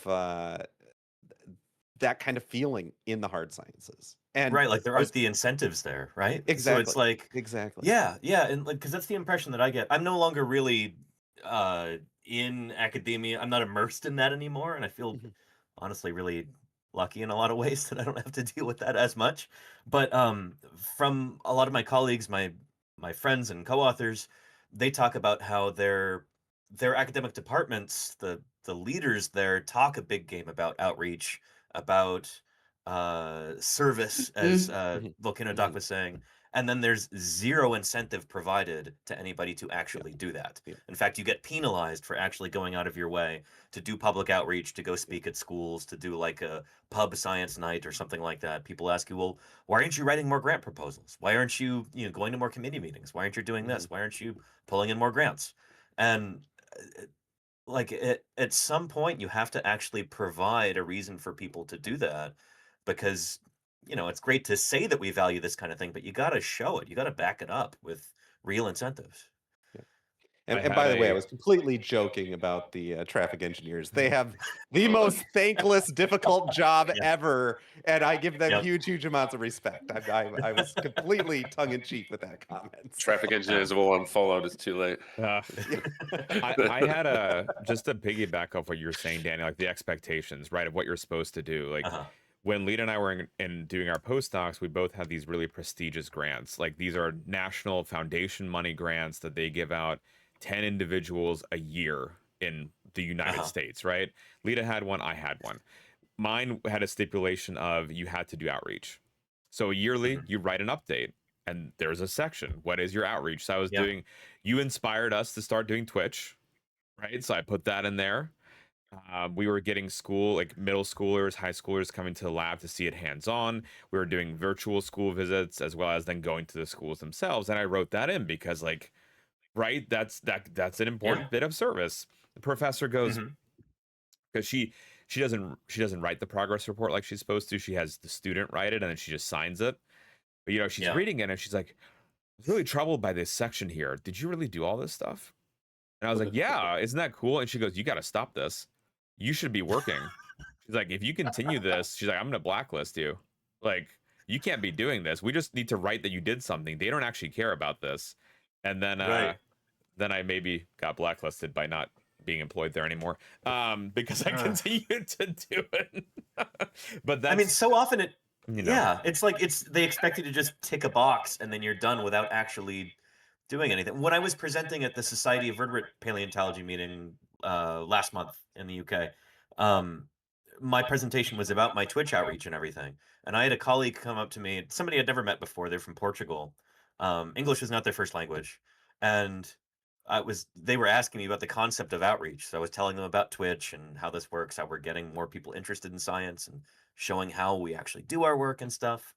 And they go, "Oh, I thought outreach meant a website." Like, what? Because that was apparently how outreach was defined at their institution was you make a web page about your findings and then you put it online and then you wipe your hands and you go, "Oh, the public knows about this now." It's like you've just checked the box without really actually doing any work, talking to anybody, answering questions, inspiring anyone. None of that, you know. And I feel like that's the way a lot of different academic institutions treat this. It's just a box that you tick, and then you don't think about it again. You know. I do think Yeah. we should probably point out that there are a number of amazing scientists who do incredible science and outreach. You know, and that Absolutely, yes. this is not everywhere all the time, but it's definitely more of a problem than you would want it to be, right? Like, and especially I think now the climate scientists are kind of leading the way in the outreach stuff. You know, they're really getting behind it because they realize that we're obviously, you know, we're sort of advocating for the survival of the species, so it has a Yeah. has a little Pretty more. important. Yeah, right. So yeah, but I mean, and I like my professor at Illinois was very good at the outreach. He had a whole cosmology at home thing that he started that was like SETI at home, but you could do cosmology on your computer, and like he was really into it. So there's definitely professors out there that like it, but I think that they kind of do it in spite of, or in addition to all of their other obligations. It's not supported necessarily, right, by the institution or by their bosses or the chair of the department. Anyway, Mm. just trying to give us a little hope that, and of course, we're Not all all out here negative, doing yeah. it as well. I don't mind. I don't Yeah. care. People can say that I'm a failed scientist. That's fine.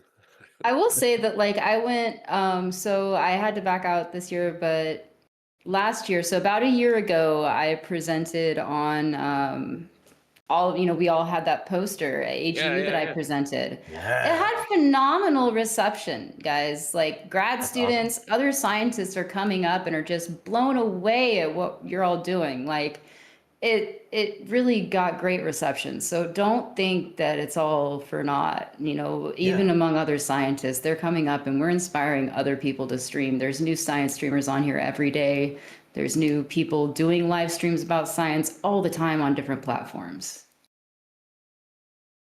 That is great. one thing that I was struck by too when I was at SVP this year is that how many people were excited about the idea of doing paleontological outreach in a new way.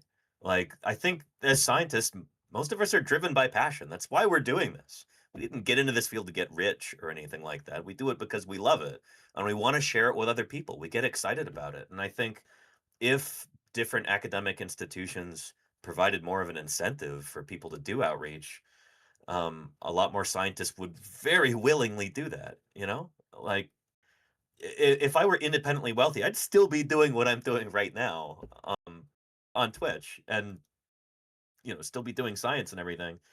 I, I think a lot of us are forced into this overly competitive, like, oh, you have to constantly write grant proposals and do this and do that. We're forced into that. It's not what we want to do, and it's not the fault of any particular scientist, really. It's just that's the system we're operating under. Maybe I'm naive to think that, but it that's what I want to believe is that more of us want to do this kind of outreach. I feel like you could maybe make the case that, like we were talking about before, where like a dollar into NASA makes how many dollars in the economy. Maybe you can make a case to these university administrators that a dollar spent on outreach actually brings in $5 in grant money or $5 in public support. It's very hard to quantify, right? But Well, like you no, get all because this the grant additional. proposals bring in overhead that pays the admins and the dean. Everybody makes money off of the grants that we get, right? There's indirect But if you're costs. not, So but if you can't even get the grants because you're not doing the outreach and the public isn't supporting, right? Like now we're in a situation where NSF doesn't even have money. Like half the people, you might get a grant, you might not. I think this is more like of a fundamental issue, right? Where you are trying to generate interest in science and passion for science in the public. That then when they see the NSF has been cut or NASA's budget's getting slashed or this, they're outraged and they're like on our side and they're like lobbying Oh, I'm not politicians disagreeing with elected. you. No, I'm no, not no. I'm just saying, disagreeing with you at and I all. don't know how you make that a case to like a university administrator as well. But there has to be a crack there somewhere that we can. Alumni with money Yeah. have to make the case. That's who has the power in the university systems, are alumni with the money. Hmm. Broke alumni don't count, I suppose. No, sadly. well. I can't remember the number of times I've gotten a letter from Montana State University saying, "Hey, can we have $25?" And I go, "No, can I have $25? Yeah. Please?" Exactly. Yeah. But so that's an interesting point, Volcano Doc. Alumni with money. Do you feel like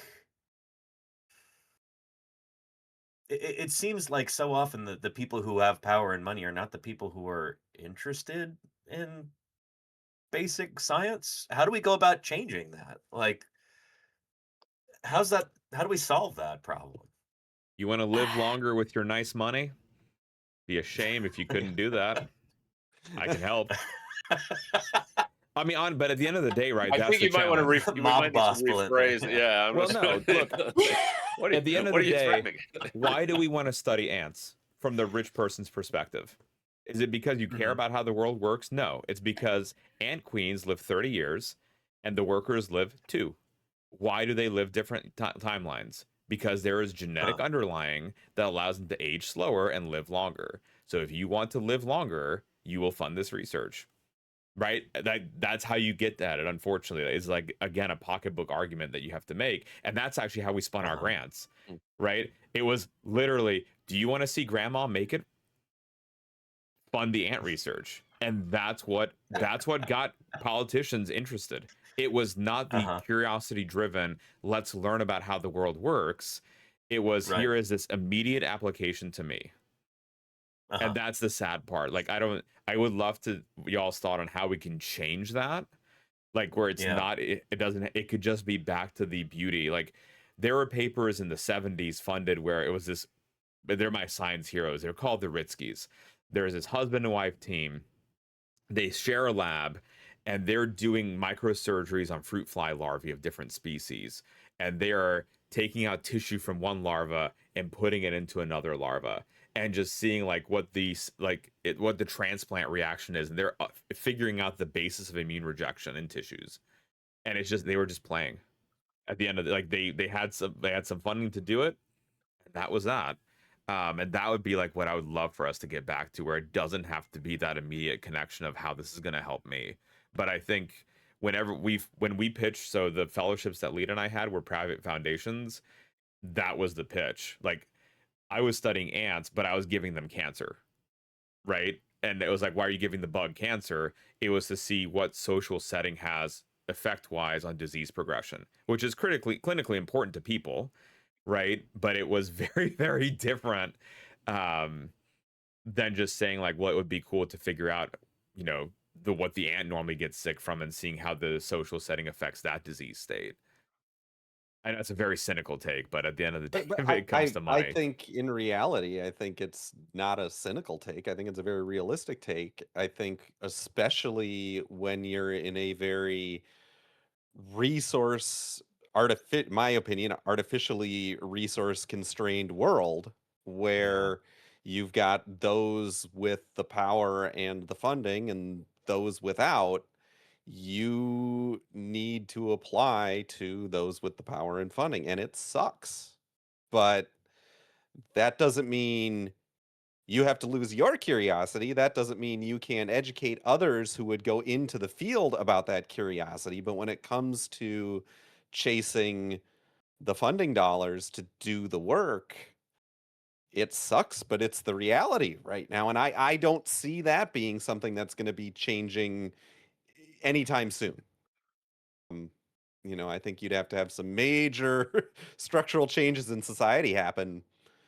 And I don't my see favorite those as example, happening. like just off that point, finite, just to illustrate that it's not just like one administration's fault, Mhm. which is usually what people run to, is Yeah. if you look at the funding, the NIH funding had not increased for 25 years, right? Right. But Yep. inflation Yep. has. Plateau. Yep. So the amount of money that an R01, which is the big NIH grant that can get you 25 years ago, you get it now, it's like getting an NIH grant 25 or NSF grant 25 years ago. It's like, oh, I guess I can hire 2 students and do an experiment.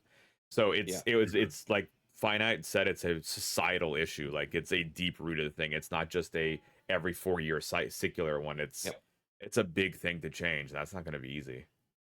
No. Yeah. No, and I know I there's think been a we lot have of. to. Sorry, go Go ahead. ahead. Yeah. You first.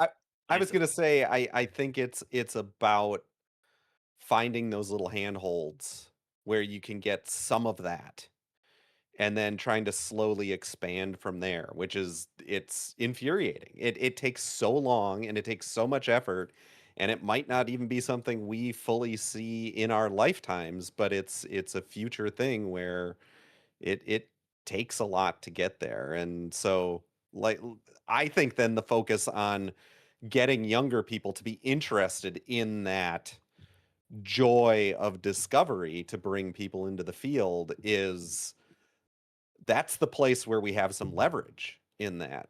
And that means we have to keep doing the crappy stuff we're still doing, but we can also, these don't have to be mutually exclusive. They can be 2 different types of outreach. And yeah. There. I don't know. I'm getting worked up thinking about this, and I feel like we all kind of are. I like to think that we're in some small way making a difference here, though, on this platform, talking to people about science, getting people excited about these ideas. I wonder if everybody here might have a story to share about what they've done. One way that their impact has become apparent to them, maybe over the past year or so.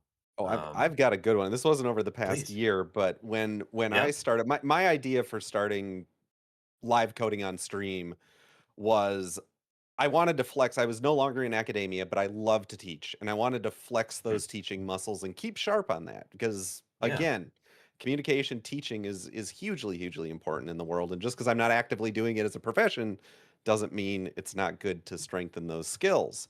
And so a lot of my early streams especially were introduction to programming, and I had people coming in, and there was this one individual who came in and was in my stream every day for like 6 months, and then they just disappeared for like 2 years.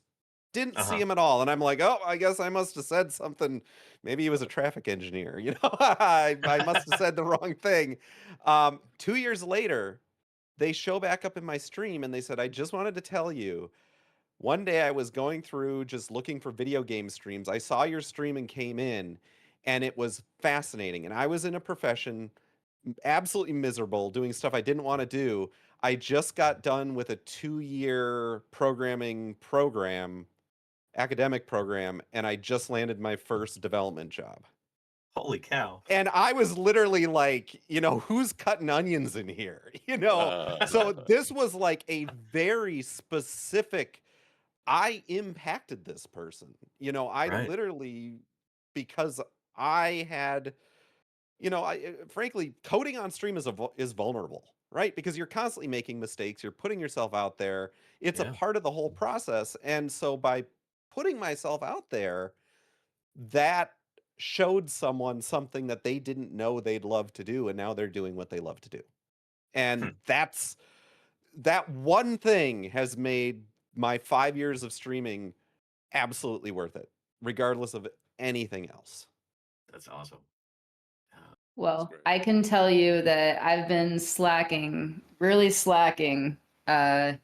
Just got overwhelmed with research, but I have been crunching numbers. I am still working behind the scenes. Research is slow, you guys all know. I can tell you that there are statistical differences, that we are making a statistically significant difference. That's good to know. That's good to know. I think it That's can be difficult. really Right? You exciting. Shoot. feel Yeah. like you're sort of streaming into the void sometimes, and you're just working away, and you're just like prepping stream, and you're working, and you're making emotes, and you're a sound engineer, and you're video, and you're just doing all this stuff, and you're totally overwhelmed, and it just doesn't always feel as though you're having the impact that you that you want. And then occasionally someone in chat, or I'll get like a DM or something like, hey, I really appreciate what you're doing, and that makes a big difference. And then like I was at TwitchCon this year and I was on the NASA panel last year, and I don't really think, I kind of do it and I really enjoy it and I have a good time, but I don't really think it has that much of an impact. And then a couple of people this year came to like, oh, when you were on the NASA panel last year, I really enjoyed that. I really got a lot out of that. And I was like, oh, yeah, I was actually. And like they remembered. Yeah, just little things I think can make a big difference. And things like this as well, where you just sit around and like generally complain about like stuff, but kind of encourage each other and just be like, hey, I'm here, I'm here, you're here, we're all here. Like we're all doing the same thing, and we are making a difference, even though it's maybe every stream is just a tiny difference, but over the course of a year or a few years, it all adds up. I hope. I think it does. I don't know. We've got hundreds of people watching right now. Like this is, and like I always say, the internet is a really big place. Like there's so many other things that people could be watching or doing or saying, and even on people Twitch, are here in the chat, and that really means something, Yeah, it was earlier this year. When I was out in the field doing a stream, got a message in the chat that I was really surprised by, and it was this guy who had a very kind of aggressive sounding username, and he'd left some comments earlier in the summer that you could read as kind of acerbic or challenging, and he just chimed in to say, hey, I just wanted to let you know that these conspiracy theory YouTube videos that I'd been watching almost had me convinced that dinosaurs weren't real. But I've been watching your streams and I realize this is legit. So thank you for that. And that was nice. It made a big difference for me because there's so much just awful dog water content out there, so much anti-science, just fantastic. Yeah, and so I like to think that if there was one person who actually chimed in to say that, there might be 10, 20, 30 people who were there who were, quiet about it. And that tells me that I'm actually making a difference, and that means a lot to me. Like that's the whole point of outreach is not preaching to the choir. We're trying to reach new audiences. It's outreach. So yeah, that felt part and parcel of that kind of outreach. Made me really proud. Yeah. Sorry. I'm sure you got something, Belinda. I guess for further piggybacking on that, like as Danny said, we want to make this accessible to everyone. We don't want to convince people who already like science, right? It's a great place to hang out, but you already like science. Yeah. We had this gentleman, very respectful, right? Hanging out with the community, asking questions. A few months after he'd been here, Lita and I are on the stream, we're talking something, and he asks a question, and then he goes, I just want to say thank you. I believe that the Earth is 5,000 years old. Right, that's you're like, wait, where is this gonna go? Right, because that's either gonna go one of two ways. It's gonna be like, I hate y'all or I like y'all. And he goes, y'all have never made me feel unwelcome. You have never made me feel like I have to believe what you are saying. And I can ask questions and learn. And while I might not agree with it, I feel like this is a safe space for me to ask the questions and get that perspective. And so, which is great. Like, even if they don't believe whatever the geological earth of the age is or how evolution works, they were open to learning about it and just discussing it, which is so much more than any kind of issue in the world that we have today, right? It's like, if you disagree, you're terrible. But it was like this very respectful conversation. And we've had plenty of those kind of folks where it's like, I've never heard about this thing, and now I know about this thing. Or one of our community members, he had his daughter ask a question because through his account, right? Because she's under the age of 13, so we never violate TOS here. Good company men, and Danny and I are ambassadors. We can't be encouraging under 13 to come on here. But his daughter asked a question about the ethics of zoos and what are the bioethics. And we went off on a 2-hour discussion on this. And she wrote up a paper. We didn't give any answers. It was just different perspectives. And she got top marks. And it's all learned through a stream and like coming up with like the unique scientific perspectives. And it was just, so you get both sides of things, right? That folks who haven't been exposed to this before, they now gain more of a love for it, or ones that are just wanting to learn. And for us, like, Nerduino mentioned TwitchCon. Danny, we got to do a DNA extraction workshop at TwitchCon at a video game convention. Like, that was like the cherry on top, right? Of like folks came out to extract DNA Yeah. Oh, at a yeah. video game It's great. convention, That's right? pretty awesome. That was Yeah. the Yeah. best part of TwitchCon. Yeah. No, especially the strawberries, right? Yeah. Oh, They were God. tasty. But it's like y'all are saying. Sometimes it's hard to know what kind of impact you're making unless the audience actually tells you. Mhm. And sometimes, you know, there's this barrier, right? Like, why they don't want to know that they made a difference in my life? They already know, and it's like, but hearing it and also what works, right? We're Yeah. learning too here. None of us are experts in science communication. We have very different styles, we have very different approaches. Some people are gonna get caught by us, and others aren't. But when y'all are giving us feedback like this thing worked, or this Mhm. thing I really don't get, like that is the biggest thing y'all can give us because then we can do it better. You know? Right. Yeah. Well said. Mhm. Yeah. Feedback is important, I think. I would just say that. I would say that to chat. If you're thinking, oh, I should just reach out and tell them I appreciate them, then do it, because Do it. streamers, you Do know, it. We love we're like a Makes lot a of the difference. time we're like, you know, I don't really know if I don't really know what's going on. I'm just you're kind of working in an information vacuum, right? You have the viewer numbers. You look at. I try not to look at those while I'm live, but that can be completely misleading. And if that's the only way that you're judging your Yep. impact, I don't think that's healthy. It's the verbal, like when we ask questions like, what do y'all think about this experiment? Even saying like, well, it's bupkis, right? Or saying like, I think it's great. Like, well, why do you think it's great? And then that back and forth, like that's what I think Mhm. we're all trying to impart on folks is it's not the facts. The facts you can Google, right? It's how to dissect the facts and know that they are the facts to be dissecting, especially like Finite was mentioning the AI driven world. How can we be critical enough in what we think and what we see that we're not going to be bamboozled by AI or conspiracy theories? Because like Right. even in our field, there was 2 years ago this popular press release: ants smell cancer. Boy howdy, that would be awesome, wouldn't it? Turns out they were just smelling the off gas of a dish, right? But that doesn't sell. And so and you don't get that if you just read the popular press release. You would have to go into the methods of the paper. So knowing Mhm. how to dissect these things, not what to think, but how to do that reasoning is the most important thing that we can impart on anyone. Yeah, and that interactivity, that's the whole point with Twitch, right? We could make YouTube videos that just impart the Yep. information, but that's not Yep. the same. That doesn't, Right. it's Yeah. that back and forth that makes it interesting. And I think it's so important to build those bridges with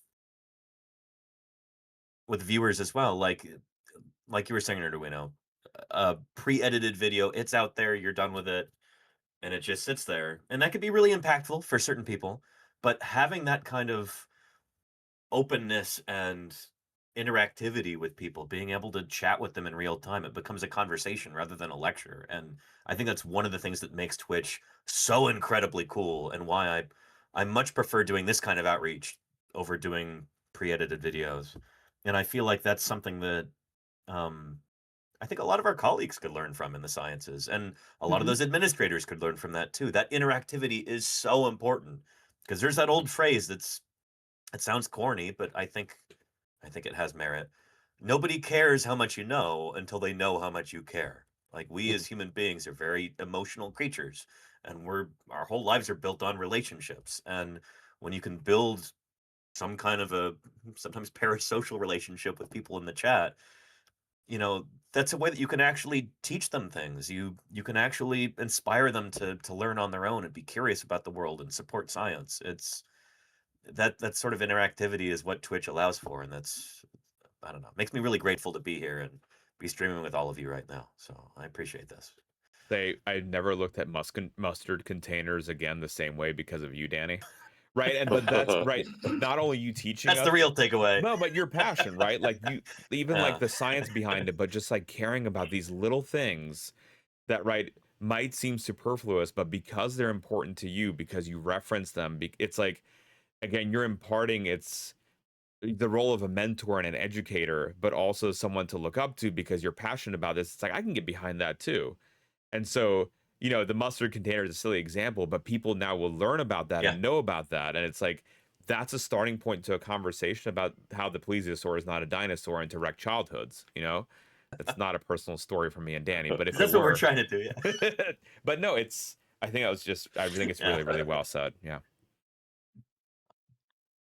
I appreciate that, Bullet. Thank you. Yeah. People in the chat are asking what's the mustard.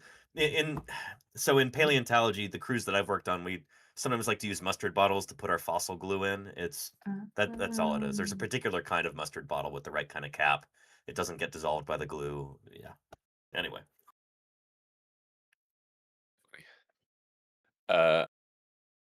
Should we take a break from the ins and outs of science and do some Secret Santa stuff?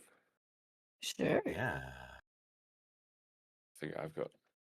So who has anybody not had their Secret Santa thing delivered? Yeah. So Finally. I'm Oh, here we guilty go. of this. I sent you a text about this, Nerdwina, but there was some Oh, I sort of didn't an address issue, finite Oh, okay. singularity, and I'm Okay. really sorry about that, but it should be delivered early this next week. Okay. Okay. I can tell you what it is. Just When you're streaming, I'll come knock on your stream, and you can Yeah. let me in, and then we'll open it on your stream. Oh, that's that good. actually sounds really good. I look forward to Okay. that. Yeah. Okay. Cool. So it's in minutes. It's in Okay. All right. Yeah. The delivery was canceled because they didn't recognize the address or something like that, and so I had to reorder it this morning. And Yeah, Amazon no issues. worries, no worries. But- The elves, they screw things up sometimes. So I it's hope you not enjoy. your- Yeah. I'm sure I will. I'm excited. Yeah. All right. Who's up then? Let's start with Volcano Doc. We'll start at the opposite end. Okay, as in giving or receiving. Receive. You just open whatever Oh, you got okay. from Santa. Yeah. It can never be easy. It can never be easy, Nerdwino. You have to be very explicit with your instructions. I'm hoping hopefully the earrings don't create a scene this year. As well. No, I wore different ones this year. They're much I shorter. see. I'm also on the opposite side of the room, so I don't have gravity, helping to roll the chair. Wait, the gravity is different on one side of your room from the other? Well, You when had the to go- I house was is just gonna let built that and go. tilted, when the house is tilted, gravity tends Got to it. Okay. make your chair roll in a certain direction. I was like, there's geology rules, but I don't know if I've heard of that one. So I'm very excited. I don't know what this is. Personalized gamer tag LED sign. Oh, cool. Oh, super sick. Let's see it.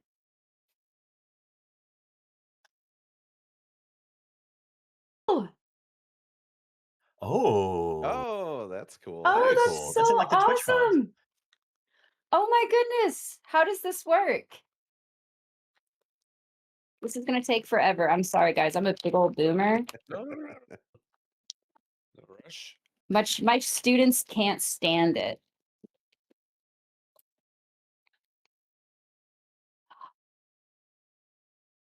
Oh, very cool. So it comes with a little stand. I need to know Oh. who gave this to me. Who is my Secret Santa? It has to. I'm You're gonna supposed guess. to guess. I'm gonna guess it's Balint. This seems like a very SciAnts streams gift. No? It is on brand, but not us. Oh. Okay. Would you believe that I randomly got you again this year? I haven't got you last year. No, I Yeah. was going to say your name, but I figured it couldn't be possible. Yeah, it was me. Yeah. Oh, fun. Thank Very you cool. so much. This is I so cool. think the paper is to be removed on the back. Oh yeah. Yeah. Oh, okay. That's gonna be a frustrating hot minute. Okay, that's not happening right now though. No, we don't want to have time for this. Is family friendly stream. Thank you so much, Good, yeah, you're Nerdwino. welcome. This is You're welcome. fantastic. I saw them and thought they looked cool. So I do. I think it's awesome, and I don't have any sort of like streamer thingies, so I'll have to figure out where to put it so that you can see it in the cool, yeah. background. You're welcome. Awesome. Thank you. Yeah, Merry Christmas. All right, who's up? Danny. Yeah, let me go. It's on the other side of my office. Let me grab it real quick.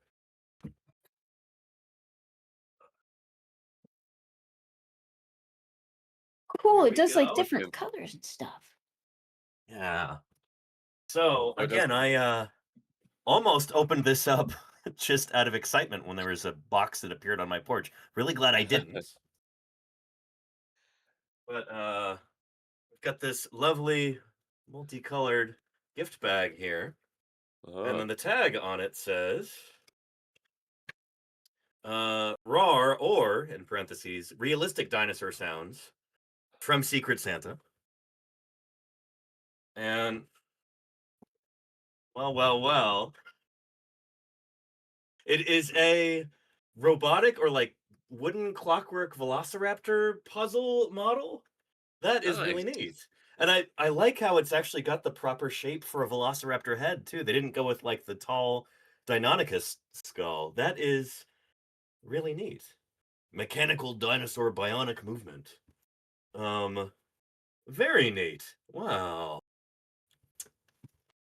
Well, shoot, this is, if I'm trying to guess who got this for me. Hmm. Would it be the software engineer? It would. Good guess. All right, thank you very much. I'm gonna have a lot of fun putting this together. Yeah, I thought That it might is be something fun really that you neat. could do on stream too, because I don't know, I Yeah, do silly yeah. puzzle type things on stream, so Appreciate that. might be Yeah. something Well, fun thank for you that. so much. Yeah, Finance you're Singular. welcome. You're Really- welcome. really Enjoy. appreciate that. Yeah. So Excellent. you guys got each other actually, Wicked cool. Yeah. Yeah. which I guess which means there's a triangle with the rest of us. Ah. Science Europe, I guess. So I've cheated because there's a return address on here with the person's name. But I wanted to show the lovely Volcano Doc. She wrote on one side of it, fragile contents. And this is how the box arrived. Oh, for goodness sake. Uh-oh. There it is. Oh, Goodness, I hope it's okay. I haven't I hope opened it's it. okay. I haven't opened it yet, but I was like, I actually just noticed. I'm like, good lord, the Postal Service. Fun story: the Postal Service lost our $5,000 PC the other day that we won. They Oh. delivered it to boy. they delivered it to the wrong address. It ended up Is getting that going to be found. resolved? Yeah, it has been Ah. resolved. We have a new computer, but Oof. good lord, good lord, Yeah. that was a hot moment of scary. Oh, I'd be so. Oh my goodness. I'm At least so you had a picture of where it had very nicely been delivered to. Yeah, it wasn't my house. I opened it was like delivered. I opened the front door and it was not there. I'm like, not our home, man. So this is from Volcano Doc. I know she said this is for both myself and Lita. Lita is putting Munchers to bed. Y'all may have seen her. She popped in to give me a good night hug. Here. And I hope it's a Notice the wrapping paper. Hang on. My daughter picked this out. Oh. Volcano Scrum picked out the wrapping paper. See, I should have shown Munchie. Nice. Sours. Munchkin, for those who don't know, Sure. is near 3, and she's captivated by Danny's streams because they're dinosaurs. To the point where Danny says a word like brachiosaur or raptor, she goes, "Oh!" and she points at the screen and she says the dino's name. Yeah, Nice. that is mostly her Christmas items is dinosaur stuff. I can relate. There's Danny, you'd enjoy this. Her favorite show is called Gigantosaurus. It's about young little dinosaurs. There's a big dinosaur there, and there's one episode they have a debate. The Dilophosaurus is arguing with the Archaeopteryx, and the Dilophosaurus is like, "What dino even have feathers, you loser?" And the other one's like, "Well, I mean, did you even have is the frill that you have even fake?" Or it's like, because the character has the frill, but they're making the argument. Oh, like, really? Yeah, they did that in real life. That's Yeah. really funny. Oh, which wow. made me. I was like, "Oh, Danny, I might need to watch this show now. Yeah. All right, we've got labeled boxes. All right, so this is from Volcano Doc, and it is Ooh. Merry Coidondon culberstani, or Oreodont, Oligocene era, Brule Formation, White River Badlands, Cluster County, South Dakota. Whoa! All right, well, we got It's our an Oreodont microscopy tooth? Monday. Yeah, they're Oreodontus. That one is. Nice. Whoa! Lita has Very something cool. separate. Oh, check that out. Wow. It's the reason come That's back for awesome. microscopy Whoa. Monday. Look at that. Whoa! Nice. Wow. Oh, Can amazing. I, Volcano That's Doc, pretty can I open Lita's or should I let her open it? No, go. Well, it's up to her. I don't know. I think she'd be fine with it, Okay. but I don't. No Also, one I'm tell not her. her. No one tell her. This never happened. There's no VOD. Nobody knows. Nobody knows. Nobody knows. Smikes is not texting her right now. It's okay, Smikes. It's sparkly. Smikes is right now texting her. I'll be in. What are you doing? All right. This is Aura gastropod with druzy quartz from central India, 100 million years old. Whoa. Very cool. Wow. Super cool. She has to get something sparkly. That is beautiful. Look at yeah, y'all probably it's getting like Oh wow. That's cool. but it's got a really beautiful sparkle on it. That is beautiful. Thank you, Volcano Doc. I'm excited to awesome. throw these under the microscope. Well, you guys are so welcome. Thank you for doing what you do and being amazing. Happy Christmas. Thank you, y'all too. All right, I think Nerduino's up. It's me. All right, I got let me see. Oh, hold on this way. I got this box from it came from close by actually. It came from Anaheim. Let's see.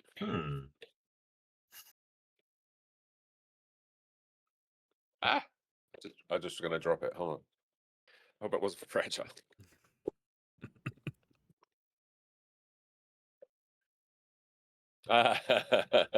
I see.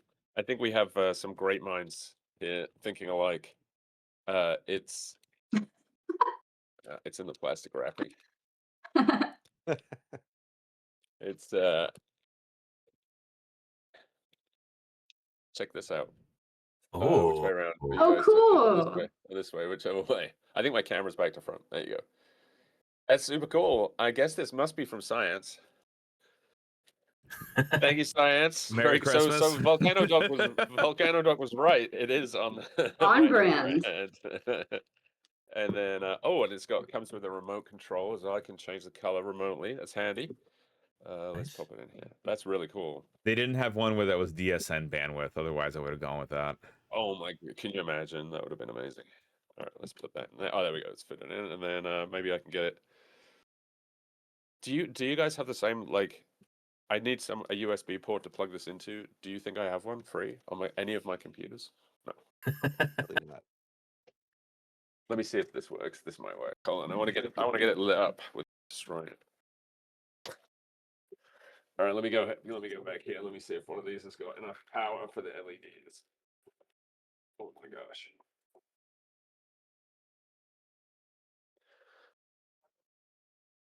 Super cool. This goes in here. There we go. Wow, that's bright. That is right. Oh, That wait, is but cool. wait. We have the technology. Ooh, it's changing. Can you guys see it's changing color as well? Yeah, red, yellow. Super cool. That's super cool. Thank you, SciAnts Streams. That's amazing. Very Love cool. it. Very cool. You're the best. And Danny, Yeah. there might have been. Hold on, was this? Oh, and it's not going to work. Not going to work. Oh, maybe it'll work here. Is that the right one? I heard there might have been a. Oh, I'm sorry.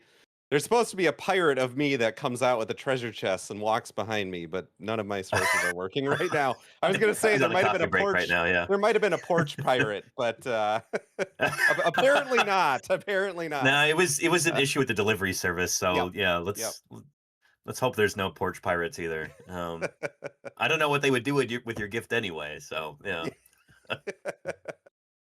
But Yeah. once it gets here, I will. I'll ping you, and maybe I can knock and come on over to your stream and That'd be really nice. and open it yeah, up. That'd be yeah. fun. That'd be fun. Last I heard is hopefully Tuesday it'll be delivered. Tuesday, okay. But Sounds good. again, I Sounds I good. apologize that it didn't. No worries. work That out. wasn't. It's Yeah. we actually live kind of out in the country and no one can find our place. So That was the thing this- too, is that like they didn't offer 1-day delivery. I'm like, can I pay extra and have it? And like, nope. no, Yeah, yeah, so- we have those issues that happen at our place. So yeah. Well, I'm excited for you to get it. I hope you find it useful and fun. absolutely. I'm gonna try and stop by when you guys are doing that as well. That'll be a fun. Yeah. Yeah, that would be nice. Stop on Yeah. stream. No, I'm not just not, but I want to just watch, see what happens. That'll be fun. I don't think I can cope with another like trying to get multiple streams going again for a week or two. Hey, to be clear, Well, I think this went pretty well, all things considered. we have you not know? had any stream crashes yet. Remember how many we had Yeah. last year where they were Yeah. constantly crashing out? Mhm. No, All the your video Discord is issues definitely aside, super right? We haven't reliable. had any crashes. Are you on your new PC, Science? Or no, you're not No, sir, I have to clean out the office. This is like 5 years of cat hair in here. Oh, yet? Okay, all right. Well, moving on. Anyone have anything? So, what should we do? You guys want to kind of wrap things up? I mean, we've been going for it'll be almost 2.5 hours. Maybe we should just go around and talk about anything you got coming up on stream or what you're up to for the next year. If there's anything big. Yeah, I think that sounds good. Yeah, I've got dinner guests tonight, so I can't stay on for Okay. too much longer. Okay. Yeah. So why don't we find out? Why don't you jump in? What's coming up? Coming up, new OBS plugins being built. We hit 1.3 million downloads between all the plugins this year, which is just a number that doesn't even crazy. compute for me. It's just an insane number. So I have some fun new sort of visual effects plugins coming up that are kind of doing some stuff in OBS that OBS wasn't intended to do. So we'll see how those go. Cool. Been having a really good partnership with Elgato, developing an OBS plugin for them that we're in version 2.0 was just released for being able to trade and exchange scene collections for folks. And the big personal news is I just kind of got myself a desktop CNC machine. So I now have Wow. my ultimate maker's corner, and there's a lot of Holy a lot of new sort of electronics making projects that I'll be working on stream and creating YouTube videos. The big one right now, last year I made a wireless stream deck, a wireless Yeah. Elgato stream Oh. deck, and building wireless stream deck 2.0, which will have wireless charging. So it'll just sit in a dock and you'll be able to pull it off. And the back of it is going to be made out of walnut, and the front will be like a black acrylic. So it should be a really kind of neat project that hopefully will spur some interest in some kind of fun maker and electronic stuff for folks to be getting into, because programming's Very not enough, right?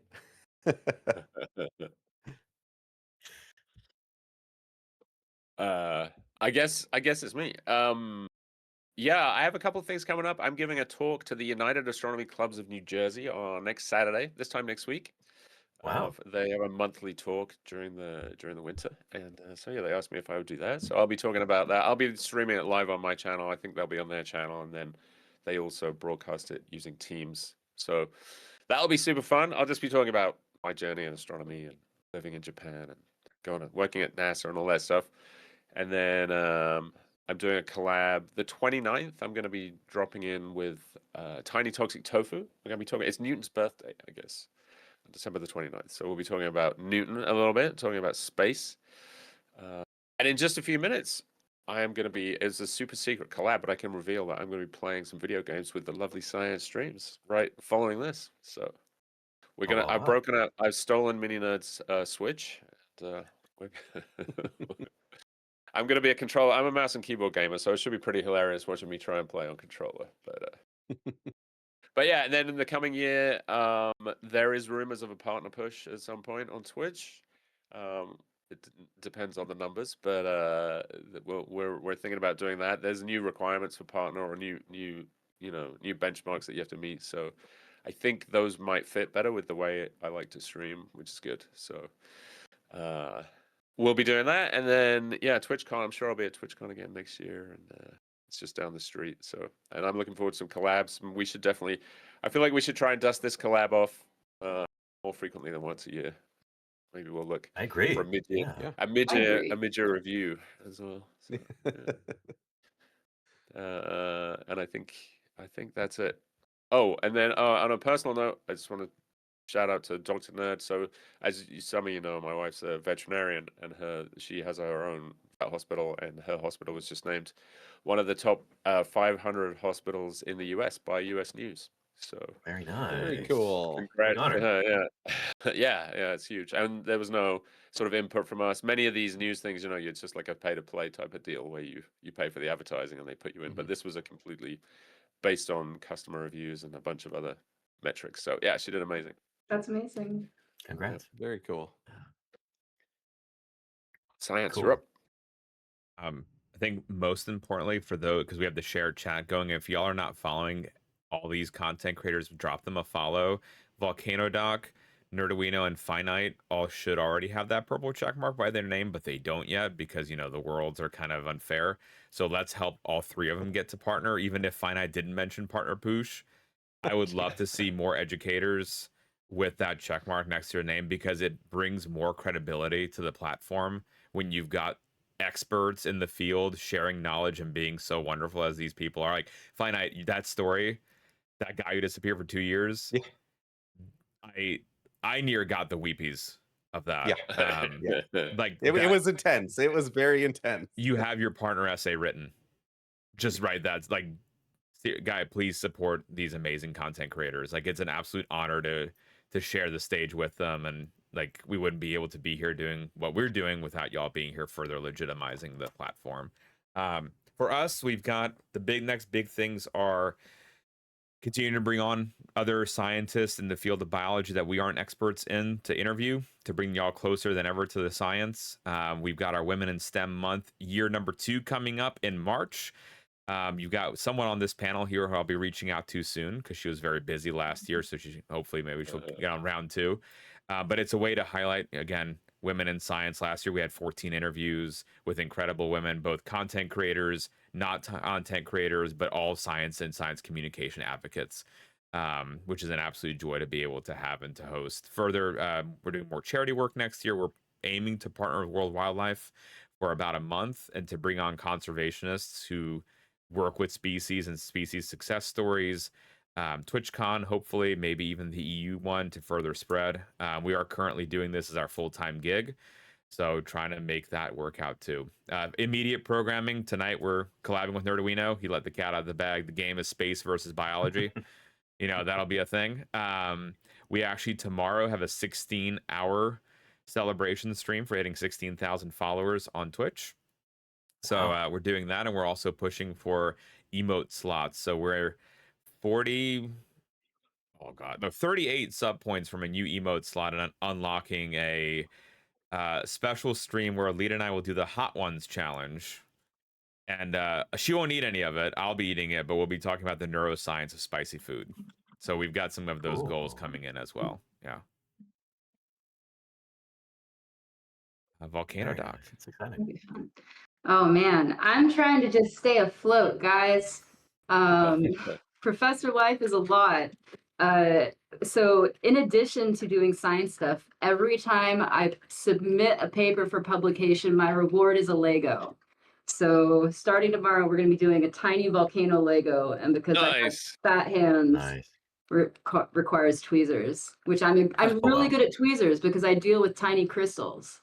But other than that, I have taken on a 2-week online summer class, which means I'm getting back to basics, and I'll probably do a couple streams with just introductory earth and environmental science content, and then I take the VOD and I edit it, and that's the lecture my students get, which is what I did when I first started streaming. So if you guys can make it to those lectures, you are literally getting a university lecture here on Twitch. Very which, cool. yeah, it's not an opportunity that most people get for absolutely free. And so I'll be doing some of that. I have, like I said, I have a new research project that I'm working on. I have 2 new graduate students this year. So if they're okay with me doing a little bit of research on stream, I'll do some wherever I can. Writing, sciencing, and hopefully heading back to the field this summer. I'd love to be able to stream, but I don't have a live rig. But it'd be pretty cool to be able to live stream from the vent of a volcano. Oh, I can help you with a live rig. Do you want to Ping come to the me. vent of the volcano with me, Finite? I would love to. I would do that Okay, in a heartbeat. we're going in July. Okay. Great. It's That's done. it. Done. Ping me. We'll make it happen. Okay. Very cool. But yeah, so Can I bring stream on- mini singularity with? He would love that. Or is it a little too intense? might be a little too intense. Okay. Okay. It's a bouldering on obsidian. We go through a pair of leather gloves every 2 days. Oh, he would do that. He's almost 14, so he Oh, he'd be fine then. yeah. Yeah, he'd be fine. Okay. Well, there we go. We made a plan. There we go. All right. Can't wait to see this. Holy cow, that's gonna be awesome. Right. Yeah. But yeah, so streaming on Sundays. Come check me out. Not as able to do it as often as I would like, but such is the real world. Cool. I guess I'm last here. Yeah, so what's coming up in the next year? So I'm going to be continuing my collaboration with the Society of Vertebrate Paleontology. So we're going to continue to interview different paleontologists about their experiences in the field. Very excited about that. And I kind of announced this on my channel earlier too, but the next annual meeting of the Society of Vertebrate Paleontology, our big conference worldwide for paleontologists who study animals with bones, it's going to be in Cleveland this year, and it looks like I'm going to be live streaming it. So we're going to be setting that up, and I'm very excited about this. So that's going to be next November, like mid-November. So I'll be getting ready for that. And then, yeah, a little bit, well, sooner in time, going to be doing a lot of stuff with leatherback turtles, like we've been talking about. So on the 28th of December, I've got a meeting, a live interview with Scott Benson, who's a leatherback turtle researcher here on the Pacific Coast. So a live in-person interview that's going to be really cool. And then bunch of other stuff after that. I'm going to see if maybe we can do some on-the-ground leatherback turtle conservation and research. So there's a lot of things to figure out there, but I've got a lot of exciting leads, and it's going to be the year of the leatherback turtle. These incredibly cool animals. They go all the way back to the Cretaceous period. They're not this big. They could be 9 feet across from flipper tip to flipper tip. It's one of the world's largest reptiles. They're just superlative animals in every way. And so they're kind of on the brink of extinction. And so we're going to do whatever we can to help these critters, and really looking forward to that. So stay tuned. That's awesome. Sounds amazing. Guys, well, chat, thanks for coming and watching us. Thanks for Yeah, hanging out with us. And talking Before about we science. sign off, where can folks find the streamers on this community right here? What times can we expect y'all and daily content, just so folks know exactly where to find you? Maybe with Finite again, who did not mention his partner push, but I'll mention it again. Yeah, I typically stream. I'm sort of a co-working streamer at the same time because I'm doing live coding and stuff. So I typically stream from like 9:30 in the morning till around lunchtime. And that would be Tuesday through Thursday. And we're typically working on like open source projects or the plugins or some of the Elgato work that can be shown on stream. So you get a chance to see kind of real world coding during the streams, and we have all sorts of fun effects and random and crazy stuff that we do on the stream to keep things a little bit entertaining. So yeah, would love to see you there. And if you've got an interest in programming, even if you don't know what's going on, we'd love to have all sorts of questions. I love to stop and explain what I'm doing for folks, not only for my viewers, but I find that narrating what I'm doing actually helps me quite a bit in getting code out, out of my fingers. So it's kind of a very beneficial win-win on both sides. So Nice. I'm usually live Tuesdays, Thursdays, and Sundays at 6 p.m. Pacific, Tuesdays is usually all space science. Thursdays we do some space science and some earth science and climate change stuff. A lot of the engineering behind like climate solutions, that kind of stuff, battery technology. And then Sundays is a grab bag. We have been playing quite a bit of art graders recently as well, so just throwing that in there. But and then if there's launches or special events, we'll have a special stream for those. But yeah, Tuesdays, Thursdays, and Sundays at 6 is the core schedule. 6 Pacific. Pacific, PST. Yep. And then I'm on Sundays. I usually stream in the early afternoons, maybe around like 2 p.m. Central. I think that's what GMT -5 right now, or is it -6? Central time in the US.